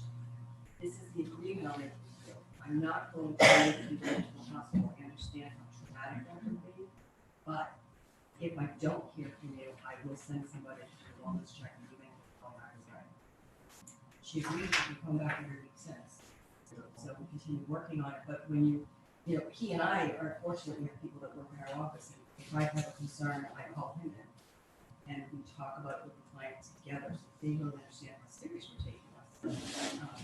So that's just my perspective how we handle it when we don't have wraparound services at our fingertips. I appreciate you putting that out there. From my end of things, the collaboration stands out to me, as well as this idea that just because you experience suicidal ideation doesn't mean you need to be in a hospital setting. That's people we're talking about. When you think that's what you're going to do. So this alignment of therapeutic goals and or that alignment / rapport goes a long, long way. And in a sense, what I'm hearing from you is that you aligned yourself with her and you guys created a shared goal. One to stay safe and one to stay out of the hospital. Right. Yeah.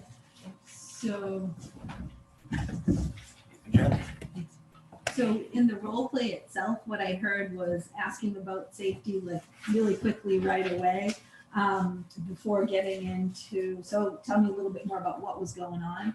And just to try to get a sense of the whole picture, and then maybe to get a little bit more into safety later. I mean, I think there's lots of different ways you can do it, but that was just one thought. Paul. Sorry, Paul. Great point, Jen. So it sounds, so things must have been difficult for you for a while before the situation that your mom intervened in. Would that be accurate? Yeah, for a while. Okay. Can you tell me a little bit more about what stressors were going on for you, the difficulties you were having, the things that kind of led up to that? I mean, my boyfriend broke up with me, and it was crap, and like whatever. And then I got fired, and that was crap too. And like everyone just, like it wasn't my fault. I didn't do anything wrong, and everything was fine. But then like people at work started talking about me and like telling the manager that I was doing bad things, and then they started calling my boyfriend and telling him that he should break up with me because I was being mean to customers and I was flirting with other customers, and like it just Yeah, there was a lot you could say, I guess. So you had a breakup with your boyfriend, as well as you lost your job. So two big stressors were going on for you. Yeah. Were there other things? But it wasn't my fault. Getting fired wasn't your fault. No, I didn't, yeah, sorry. That's okay. So not only was it you lost your job and it wasn't your fault though. No. And that was even more stressful, made you even more angry. Yeah, I was really mad. Were there other things that were going on for you? I know that's a lot and that's probably enough, but were there any other things that were kind of contributing to the difficulties?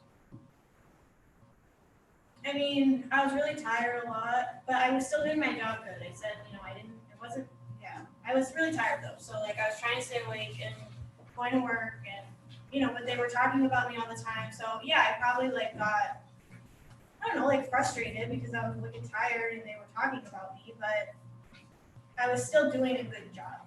You're having some trouble sleeping. Yeah. Could you tell me a little bit more about that? When did that start? I don't know, like 3 or 4 months ago maybe. What was going on for you in your life at that time?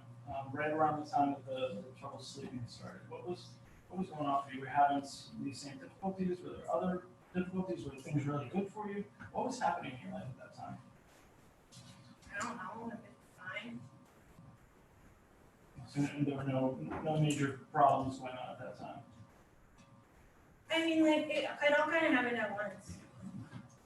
So, like, yeah, I mean, things were fine, and then they weren't. Okay. How was your mood? Were you having any trouble? It sounds like you were having some trouble with your mood.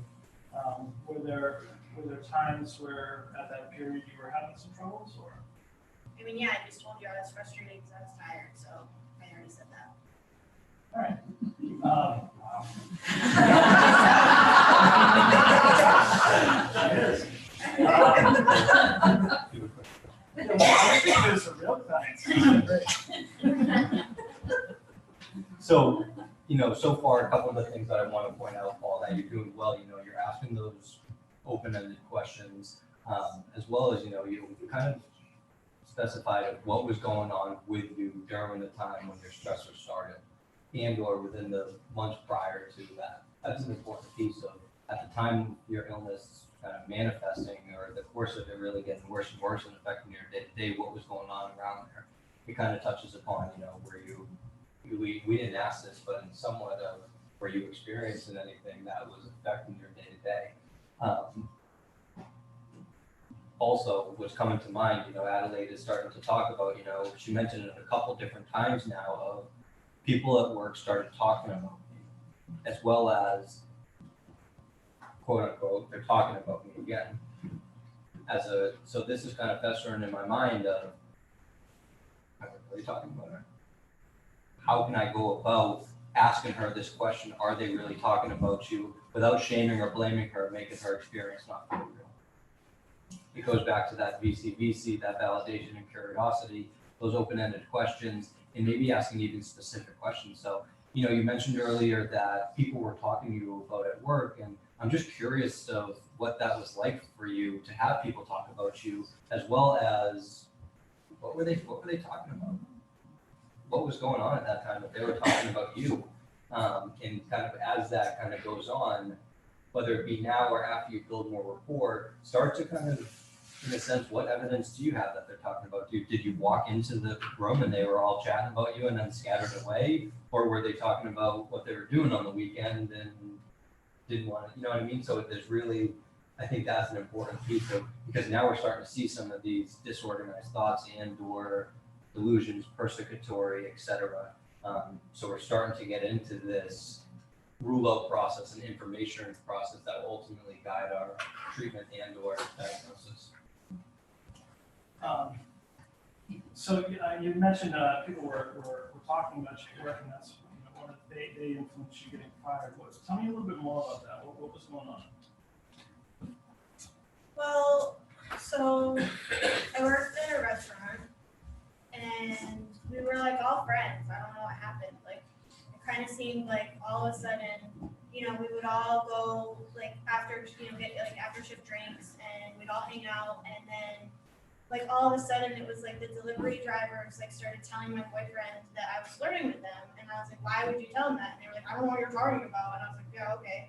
And then like, why would he leave me? Anyway. So and then like things started to go wrong. Like I started to mess up, and like I said, I know it wasn't my fault. So then like I started asking them at drinks, like, why are you messing with my pens and like my boards, and like why are you like moving my tickets? And they were like, we're not doing that. But then like I would see them like laugh kind of, and like I go to the bathroom and I come back and they'd be like looking at each other, and like I just I got so upset because I was so tired, and like they were ruining my life. So here you were tired, stressed out, and then you had this all these people were talking about you, and you mentioned pens and boards. Could you help me understand a little bit more about that? Well, so like when I went to put on my apron one day, like none of the pens were in there, and I know like the day before I had left them there. So then I went to my table and I was trying to take their order, and none of my pens were there. And I looked like an idiot because I like went to write something down, and then I had to like leave them, and that was so embarrassing. And then my boards were like I like slipped out of my hand, and like that never happened. So like they must have done something so that it like would break, and like then I spilled all the drinks, and everyone was laughing at me again, and like the whole restaurant, and like I know they told my boyfriend about that, and he must have thought I was so dumb. So. Yeah, it was, I don't know. You feel like people were kind of setting you up to fail? Definitely. So this would be my time now. So how much do we? Doing all right. So I guess my question is, and this is a collective, collaborative kind of thing, is how much do I say, people had it out for you and validate it that way and feed into what possibly might be delusional thinking, and how much do I kind of go back and say, this is your sense is that people were out to get you? I guess that's my question to everyone, and it looks like there's Well, I have a question for you. Are you doing counseling or assessment? Right, So I'm not, this is more of a kind of conversational assessment process, so it's not so much assessing for suicidality at this time. But. Understanding the whole person, I think, right? Like just where she's at. Yeah. Just kind of a conversation with you guys, assessment. All right. Because when it started, I thought, We gotta get it for that. when it started, I thought it was a safety assessment, suicidality. And then it somehow, in my mind, switched to a counseling session. And I don't tend to mix those. I try to keep them different because I'm very concerned with safety issues. Talking, do you live alone, get guns out of the house and all the other stuff that go along. So She's in residential treatment right now. she's gonna leave. Yeah. That's true. Yeah, and this is more for demonstrative purposes, so I think we're kind of floating around a little bit and touching on a little bit. But that's an important point. We would want to certainly, assess for safety. Was there another thing? And this is why we're having the conversation and opening it up, because I'd love to hear your feedback and or understanding of your process, because that's what it's all about. Yeah. I appreciate that because the detail person in me was like, is this an assessment? Is this what's happening? But to your question about validating, I would say, and one of the things I wrote down as a criticism of your so far is not validating her like reaction to experiences. So if she's feeling like all this is happening, I think you can validate her reaction. Like that must have felt so frustrating. That must be really confusing. That must have been, really irritating to have things like that happen to you. I think you can validate her experience without validating what you think might be a delusion. That sounds really overwhelming. How do you handle those kinds of things? Or, does that ever happen to anybody else, or has that ever happened before? Without reinforcing what you think might not be reality. Which very well could be reality. Yes. So I was going to go along with the assessment piece too, but also just thinking about when she just left the hospital, looking back to what safety plan they had in place, tying that into the assessment too. And then thinking about with the assessment, going into like the genogram and kind of seeing what her family history looks like. Yeah. So to give you guys a little snapshot of my experience with this initial intake to a residential facility, what me and Paul talked about was this first kind of conversation. So as a provider within the home, a part of this team, here's one of your initial conversations with this individual, which ultimately is going to guide our treatment planning and or other specific assessments that we're going to utilize. So from there, what I'm taking away is, okay, based on our conversation, one, I need to check in on immediate safety, put in immediate safety checks, or whatever that looks like for you, as well as start planning and collaborating with the psychiatrist, with the treatment team, et cetera. Say, okay, hey guys, based upon my first conversations with this individual, we need to most likely do a Columbia every other day. And if the score is over X, Y, and Z, we may need to reach out to that psychiatrist at that point to really do more of a specific in-person assessment. So it is a little bit kind of confusing. We're going to be jumping back and forth. And again, it's more of this conversation of all the things that we talked about earlier within the presentation. Took the words right out of my mouth. What was your name again? Chelsea. Okay, Chelsea. Took the words out of my mouth. So when anyone is talking about whether it's voices, visions, etc., I don't necessarily take an approach of, okay, I want to stop these for you. I'm more curious about how that affects you.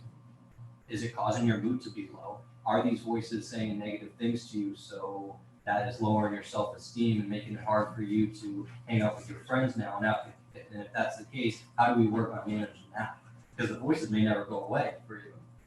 Well, they might, but they may not. So how do we talk about the experience versus changing what their voices, hearing, etc.? So, so that must have been a difficult situation for you, dealing with all of that at work. Yeah. And that's when things got really hard for you. That's when some of the problems. Were you still hanging out with the friends at work, after work, and things like that? No, I mean, once I realized that they were all talking about me and laughing about me and like trying to ruin my life, kind of, I started just going home to have my after work drinks. Like, you know, my mom's there and she's nice, so it wasn't worth like being around them anymore. So I just go home. So you kind of took stock of the situation and said, these people aren't supporting me, aren't good for me. Yeah, I don't need to be around. Sure. So you made a decision to kind of take yourself out of that situation. Yeah. And spend more time at home alone. Yeah, I mean, my mom lives there. I have like a previous stepdad, but you know, they might like still be on shift when I got there, so I just get home and unwind by myself. And so you said they're supportive of you. Do you have a good relationship with them, or? Yeah, I like them. So you were spending more time at home. You kind of evaluated the situation with your friends, and were at home, by yourself mostly with your family here and there. What was going on for you at that time? What do you mean? Were you? How were you feeling? Were you still upset? Was it easier now that you? I mean, you still have to go back to work to see some of these people. So. I mean, it was it's like. It was frustrating, but then it was like sad because I thought that these people were going to be my friends, and I thought that my relationship was going really well. But then it seemed like everybody was gone all of a sudden, and I was just left alone. So sad. Yeah.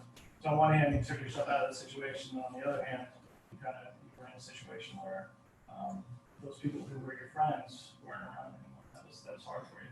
Yeah. Cool. What do we got? I have a question about how she unwinded at home. Yeah. What was she doing? So I'm trying to get to. Oh, okay. So Maybe I'm not comfortable yet. well, it could be closed off posture as well. and no, I'm just saying this is straight out of school, and I don't get me wrong, I cross my legs all the time. But one of the tidbits they taught me was this open posture. So instead of legs crossed, kind of things of that nature, more of an open posture, which is somewhat more warming and receptive. So just a quick tool that I try to utilize from time to time. As well as Paul, I'm curious from your end of things. She's dropping out two kind of hints around substance use, which could be a good gauge in there. You picking up on that? Yeah. Are we all picking up on that? These after work drinks, that's our segue. That's our little piece. Okay, so we know you use some sort of substance. That's our gentle approach where we can kind of inquire more about that. Okay, so tell me a little, so that's where the inquiry of substance use comes, and somewhat made it easy for us to bring it up in a sense, because she's already set the stage for that. And again, we're just curious about what your experience is with these after work drinks and what comes along with that. So you said you were at home. Were you still You had mentioned before that you were having drinks after work as well. Was that still continuing when you went home? Yeah. And all right, so can you tell me more about that? Like more a little bit about what the drinks, what you enjoy about them. What the use of the alcohol is like. I don't really want to talk about alcohol.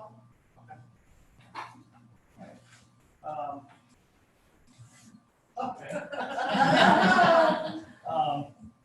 All right, so. I would say, oh, why don't you want to talk about alcohol? So Susan would take a kind of approach of curiosity of, okay, why don't you want to talk about alcohol? Which kind of goes into the segment of this idea of, again, letting the individuals know their rights and what they can and cannot talk about, because by no means does she need to tell Paul anything about her alcohol use. Also, it's kind of an opportunity to inquire about what is holding you back, and to lead into that conversation around confidentiality and participant rights. Well, that's certainly, we don't have to talk about anything that you're not comfortable with. I'd like to take a second to talk about some confidentiality rights that you have and some concerns that you might have, and help get a better understanding of that. Would that be okay? Sure, what do you mean? So anything that you say is strictly between you and I. There are, and the treatment team here at the facility, there are some stipulations with that, and I just want to make you aware that if you have any plans to harm yourself or anyone else, or report any kind of child abuse, neglect, or threatening, I do have a duty to report those things. But anything else is strictly between you and I. Are they going to judge me? Because when I tell people sometimes about what I do, then they're like, oh, well, no wonder you got fired. That's been a situation in the past. We've already, in this process, shared about what's going on for you. You felt like people were judging you. Yeah, I mean, like my boyfriend was like, well, maybe we can do some of it, maybe we could lay off some of the other stuff. And, then I was like, that's what they told you. And, yeah. So are you going to do that? Because I don't want to talk about it if that's what you're going to do. I'm not interested. No, so what I would say, the information that I'm gathering is to get a better sense of how we can help you. It's not to judge you. It's not to take that information and do anything with it that's going to be harmful to you. It's more to kind of work on a plan together and get a better understanding of what kind of problems are going on in your life to come to some sort of solutions or help you with some sort of solutions. Okay. So, go ahead. So at this point, we've initiated the conversation around substance use history, and the participant is kind of somewhat holding back and unwilling to share. Who here has experienced that before? I don't like this. So good. so we got a lot of. It's not easy, Paul, and again, it's more of the conversation base, and this is what I find most valuable to me at least. So I'm curious, because we all have different approaches. We can pass the mic around a little bit.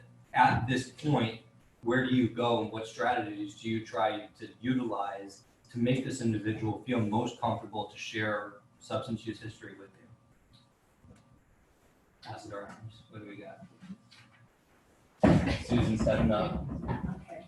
I think I'll just say I can understand how you feel uncomfortable and you're afraid this might be a repeat of that. So if that starts happening, please let me know so we can work on it in a different way. What's going to be most valuable for you, that's what I'm here for. So, whatever you think, just talk about what's going to make, what you want to talk about, and we'll take it from there. And then it kind of be your safety, like how comfortable she feels. I think I work in a primary care setting, so I think just planting the seed of the door is always open when they're ready. And a non-judgmental way of I'm always here. So does everyone kind of agree with that? We've got a hand back here too, Paul. Right back. I missed what the last person said. He was distracting me. But you repeated what you just said, but I didn't hear it. Oh, I just said that I work in a primary care setting. Yeah. So I may be called in at different times when people aren't ready to even talk about that. So just planting the seed that I'm available if they are at some point wanting that resource, and just leaving them open. So from this perspective, I know it's residential that we're talking about in this setting. Mandated or choice? Why is she there? I guess you can take your pick. I don't think we've gotten there yet. Yeah, I mean, take your pick. So, why does it matter for you?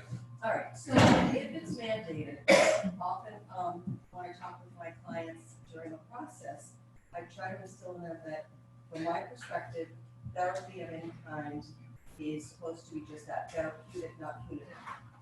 So if you need to be here anyway, what works for you? What do you want to get out of it? Let's start there, because if they feel like they're driving the treatment a little bit, then they're more apt to build that therapeutic alliance, and then after a few times, I can start navigating it and call them out on their bullshit, basically. You know, but immediately it's, what do you want to get? You have to be here anyway. So what do you want to get out of it? I'm in a different situation, because if somebody says nothing, and they literally just put a strong arm me, I call it, you know, I say, I can't work with this person, they're not interested. But I know you can't do that in this setting, so it's really building rapport by, this is for you. I get that you want, that you have to be here, and that is not what you want to do, I understand. So what can we do to make this tolerable for you? What do you need, what do you want? Same question, not mandatory. Doesn't want to disclose information because they've had previously, whether it be traumatizing or poor experiences with counselors who didn't do their end of the thing. How do you approach that? Because in a sense, Adelaide's feeling uncomfortable maybe because of previous experiences, and that other person on the other side of the table hasn't done what they needed to do.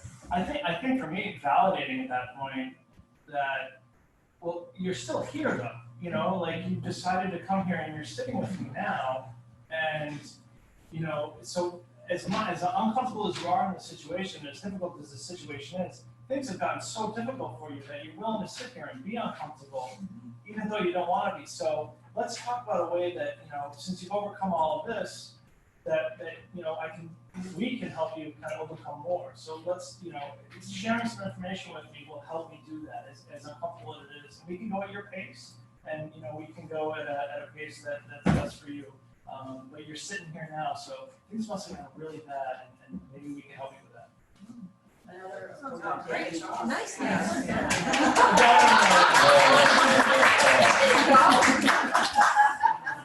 I want to get more into what the reason why she doesn't want to talk about it. Like through MI, tell me a little bit more about that. You don't want to talk about this. Yeah. I feel like she's guilty. She's tired of people judging her.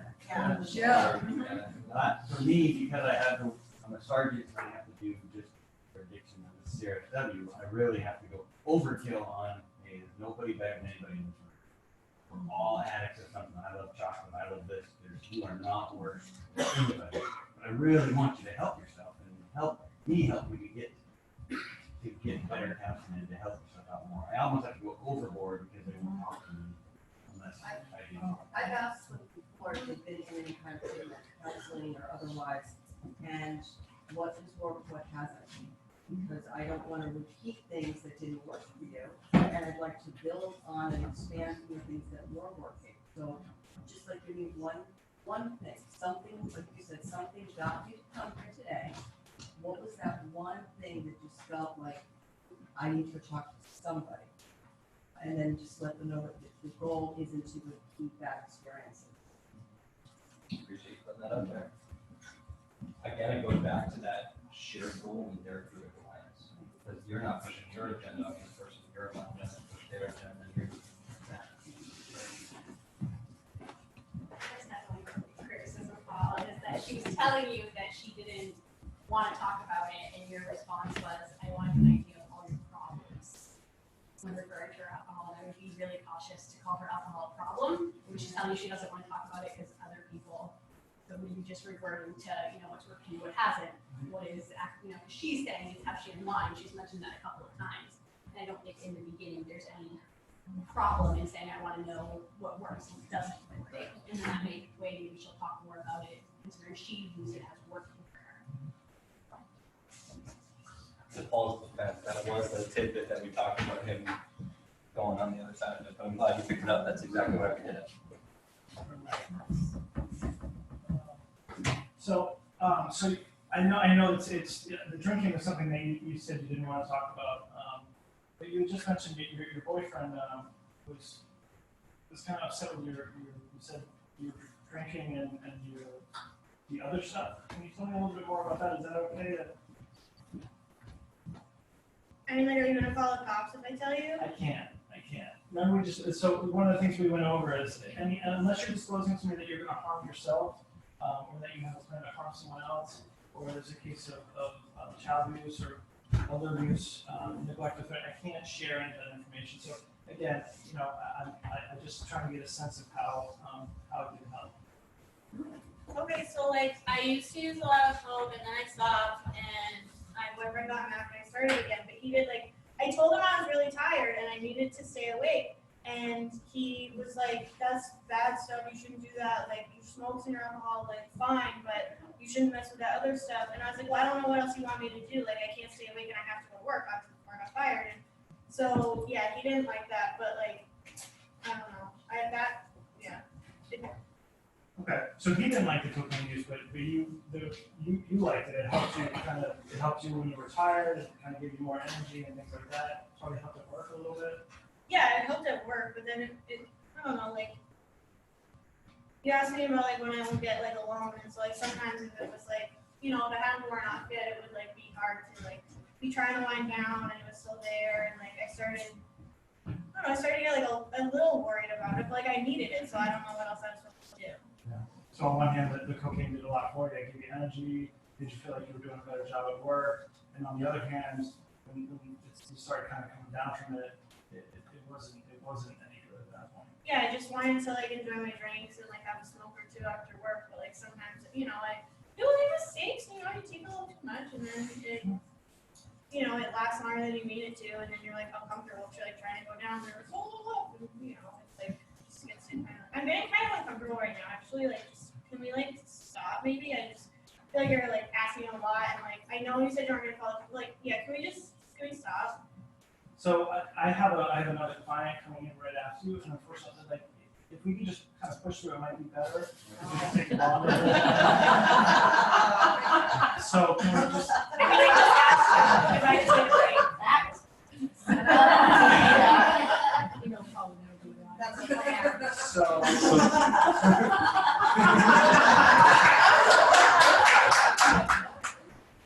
So how do we go about managing a break? And a couple things kind of factor into me of, this individual is within a residential setting. What does a break look for her? Where is she going to go on a break? Am I going to follow her out of the room on that break? We're just talking about, safety concerns. Is this triggering some of her safety concerns and or pushing her more towards that suicide? So making sure that you're aware of your therapeutic community and understand that where is this individual going to take a break? Or if it's in a private setting, what does the break look like? Does that mean she's going to be opening the door, going up to the lobby, grabbing some water, and coming right back? Do you set a time limit? Do you not set a time limit? From my end of things, I would say, okay, preface it at the beginning of my conversation with individuals. It's okay to take a break, but it's encouraged to come back when you're ready. Do people give a time limit? I know there were some hands around breaks, no breaks, and it depends on what setting you're in, what specific assessment you're doing, or if it's more of a conversation like this that's going to lead our future assessments and things of that nature. What do you think Paul's response could have been? Or whatever, the 15 questions I just asked. I think, I would maybe acknowledge, I think it's greater. I appreciate the fact that you have the awareness to know that this conversation is that you're uncomfortable. And I appreciate you sharing that with me. So it's validating the fact that she has that self-awareness to know that she needs to kind of take a moment. I always, in intake, I'll always initially offer the opportunity to, if things are getting too much, that we can kind of either switch gears, stop the conversation. I've never run into somebody wanting to do that, other than going through the trauma section that they won't want to disclose too much, which I give them the opportunity to. I'll say to them as we go through some of these questions, if you want to just give me your yes or no answer, or if you don't want to answer at all, let me know. And sometimes people will say, I don't want to talk about it, and then we just move forward from that. So again, it's not an outpatient versus a residential where we don't really have places for people to take a break. But I would just acknowledge the fact that she has that self-awareness to know that the conversation's getting too heavy. Appreciate that. What was your name again? Stephanie. Stephanie, thank you. So what comes to mind for me, it's okay, a break is a good intervention to, whether it be self-soothe or to manage your anxiety, whatever Adelaide is feeling at the moment.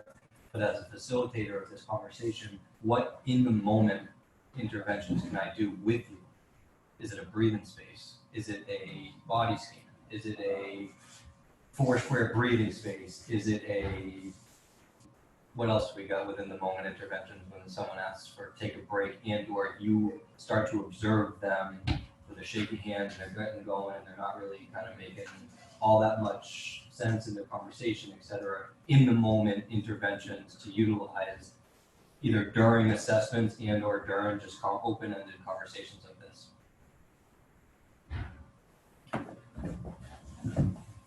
Coming back to This is a simple, I really like go for a walk.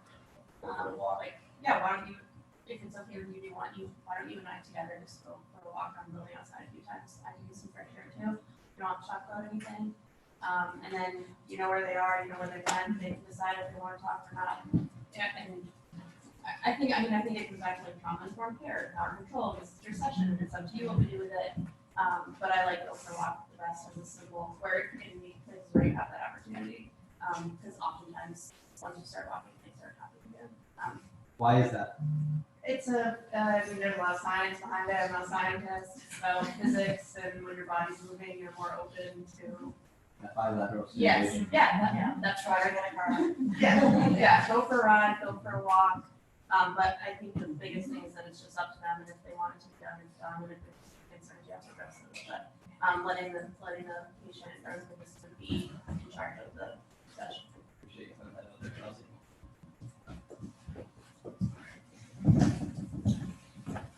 How are we doing with time? 11:47. What do we got? Like 10 minutes. 10 minutes. All right. Sweet deal. Keep it going, Paul. You're doing great. I would say one more thing.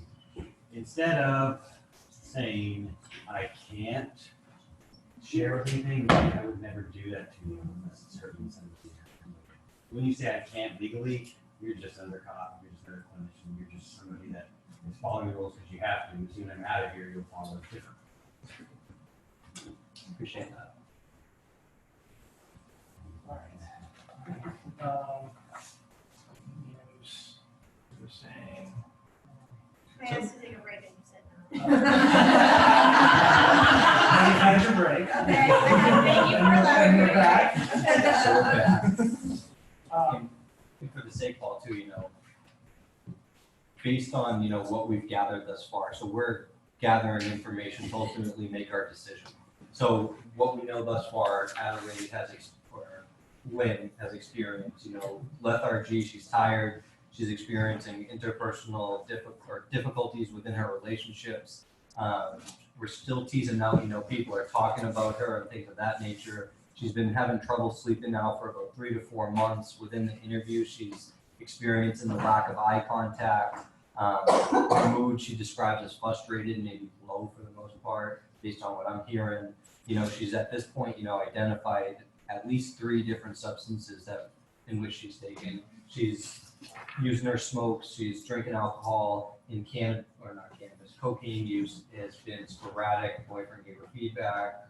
At this point, we're not 100% sure going where to go from there. So for my end of things, I'm trying to start to gather this information to start to begin to kind of rule out, okay, so we know she has some low mood at times. We know she's using substances, intermittently different substances, has polysubstance use. Based on the history and what we read prior to her coming into our residential facility, she experienced maybe some auditory hallucinations potentially. Sure. Disorganization. No, so it was more paranoia. It was more paranoia about people talking about her. So at this point, we're starting to really gather this information to formulate our treatment planning and or specific assessments that we're going to use with her within this residential setting in these first weeks, maybe 2 weeks, to then guide our treatment plan moving forward. So we've been all over, not all over the place, but we've kind of, you can see how just an open-ended conversation, not specifically a specific assessment right off the bat, more of a clinical interview type of conversation, can start to generate these thoughts in our minds and kind of drive our next steps working with women.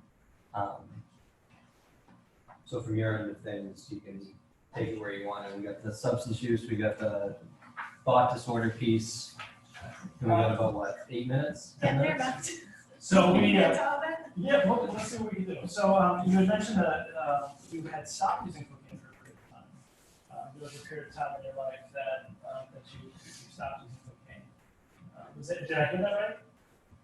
Yeah, I mean, I used it when I was little, and then when I like turned, I mean little, like I wasn't a child, like I was like a teenager. Okay. I'm like, you know, I think I was like, my mom's a good mom too. Anyway, so I was like a teen, and then I stopped when I was like maybe 21.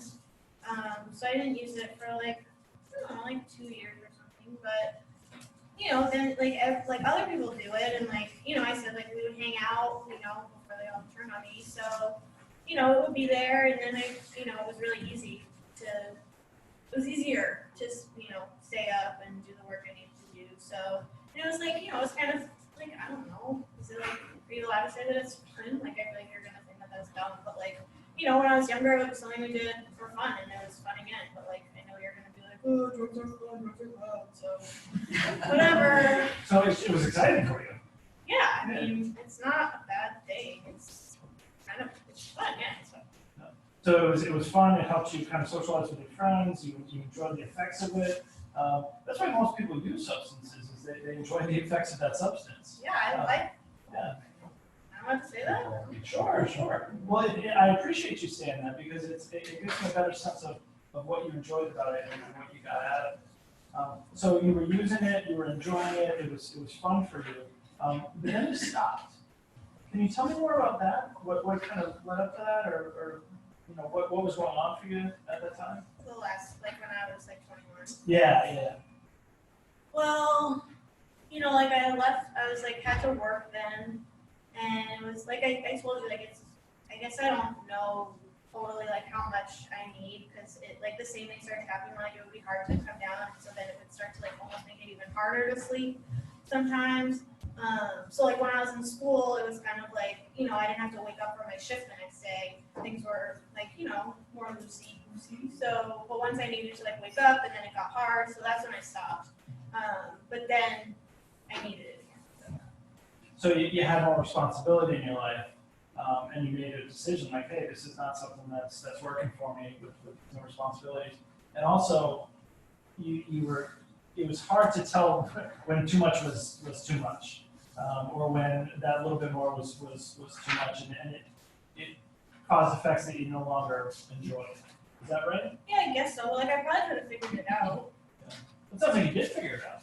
No, I mean, like I could have figured out like how much was too much, and like I probably you know, I like if I could keep using it, but like just use it better, then maybe it would be okay, and then I wouldn't have to run deep about it. Yeah, sure.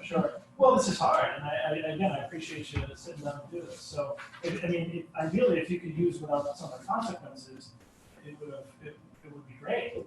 Yeah, but you know. But unfortunately, there were those consequences as well. But were there other consequences that you haven't mentioned yet? Well, you know, like I told you, I got really sad, and like I don't know, I guess. So when I was 22, they said that I was depressed. So I don't know if it was that, or like if it got worse because of that, but like they said I was majorly depressed when I was 22. So do with that what you will, sir. All right. So you feel like there was some sort of connection between the cocaine use and some of the depression that you were experiencing? No, I was depressed because everybody was talking about me, and my boyfriend left me, and I quit my job. So then I was alone, and I was, you know, unwinding with my drinks, and then I was like trying to still bust in the coke, and then like the coke didn't make me sad, but like I was sad, and then the coke was there. But it's not the coke's fault. Okay. All right. Don't blame the coke. Quick pause, Paul. good tidbit for some psychoeducation right there of how substances affect the brain. I kind of want to tie it all up in a sense of, so as Lynn has been talking, we've heard a lot. She mentioned, okay, now she mentioned she's been diagnosed with depression at age 22. That's something that comes to mind for me of, okay, could have this started beforehand? Has that been a consistent theme? As well as earlier when she was talking about, people talking about her at work and things of that nature, I think some good follow-up questions for her, whether it be right now within the moment or down the line, kind of goes into, okay, so I'm curious of when that might have started. So we're trying to pick up on the course in the time frame of the illness developing within her life.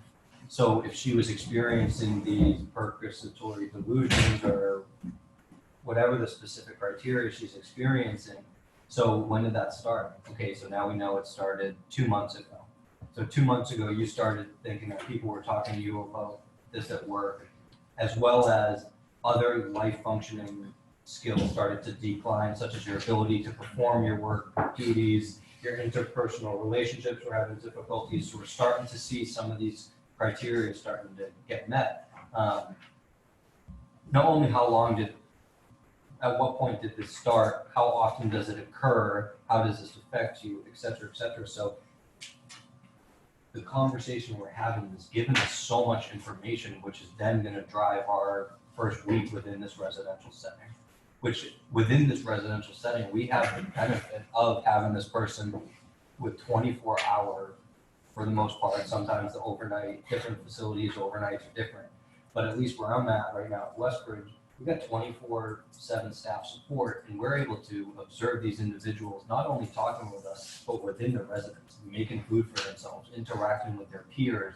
attending to their hygiene, what their room looks like, how they're potentially going to interact in the community, so that community integration piece, and all of it is an assessment. I'm consistently and persistently observing.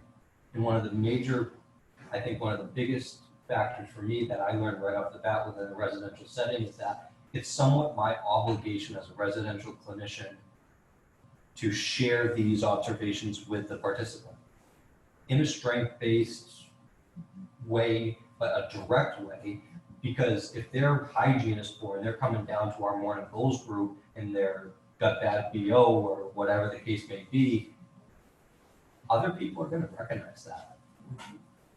And then how is that going to impact you when you integrate into the community? So in a sense, I think it's my obligation to point that out. Hey, Paul, I'm thinking, or hey, Paul, I'm noticing that there's a smell coming from you, your general area.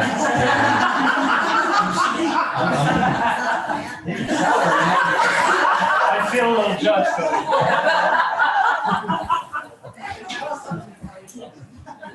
So Mark just put it out there, take a shower, man. I've seen both approaches work. It depends on your report. It depends on your report. I got some clinicians within the home that have specific rapport. You can look at someone and just, for instance, Cody, man, you smell like crap. You need to take a shower. And other times it's a, hey, Cody, when's the last time you took a shower? I'm just curious to checking in on your ADLs. I noticed that you hadn't picked up some of your laundry off the ground in a few days. And I'm just curious if you're keeping up on other parts of your ADLs. Or one of the big things that I've recognized too is that individuals with these illnesses that we're talking about sometimes don't necessarily fully grasp the understanding of what a shower is or how to properly use that soap. And so having that conversation around it, so it's a tough conversation to have, don't get me wrong, but what do you do in the shower? Do you shampoo? Do you condition? Do you use body soap? Do you use a Dove bar soap? What type of soap do you use? Are you washing under your armpits every single day? And this also goes into the community too, because hygiene's a big piece. We're pretty much at time now, and I know, like Cody said, we probably could have gone on for another hour and a half, but I do want to thank Cody. We could give him a round of applause. And I think Cody will be here a couple more minutes as we're picking up. If you have any other questions, please be sure to hand in your evaluation to Hannah in the back of the room. She'll check out your name for your credit, and also give her your name tag, please. They're kind of new, and we want to say them. We want to say it again. Thank you. Thank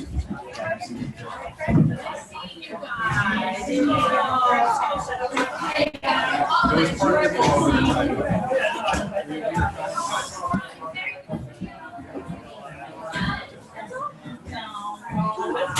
Guys.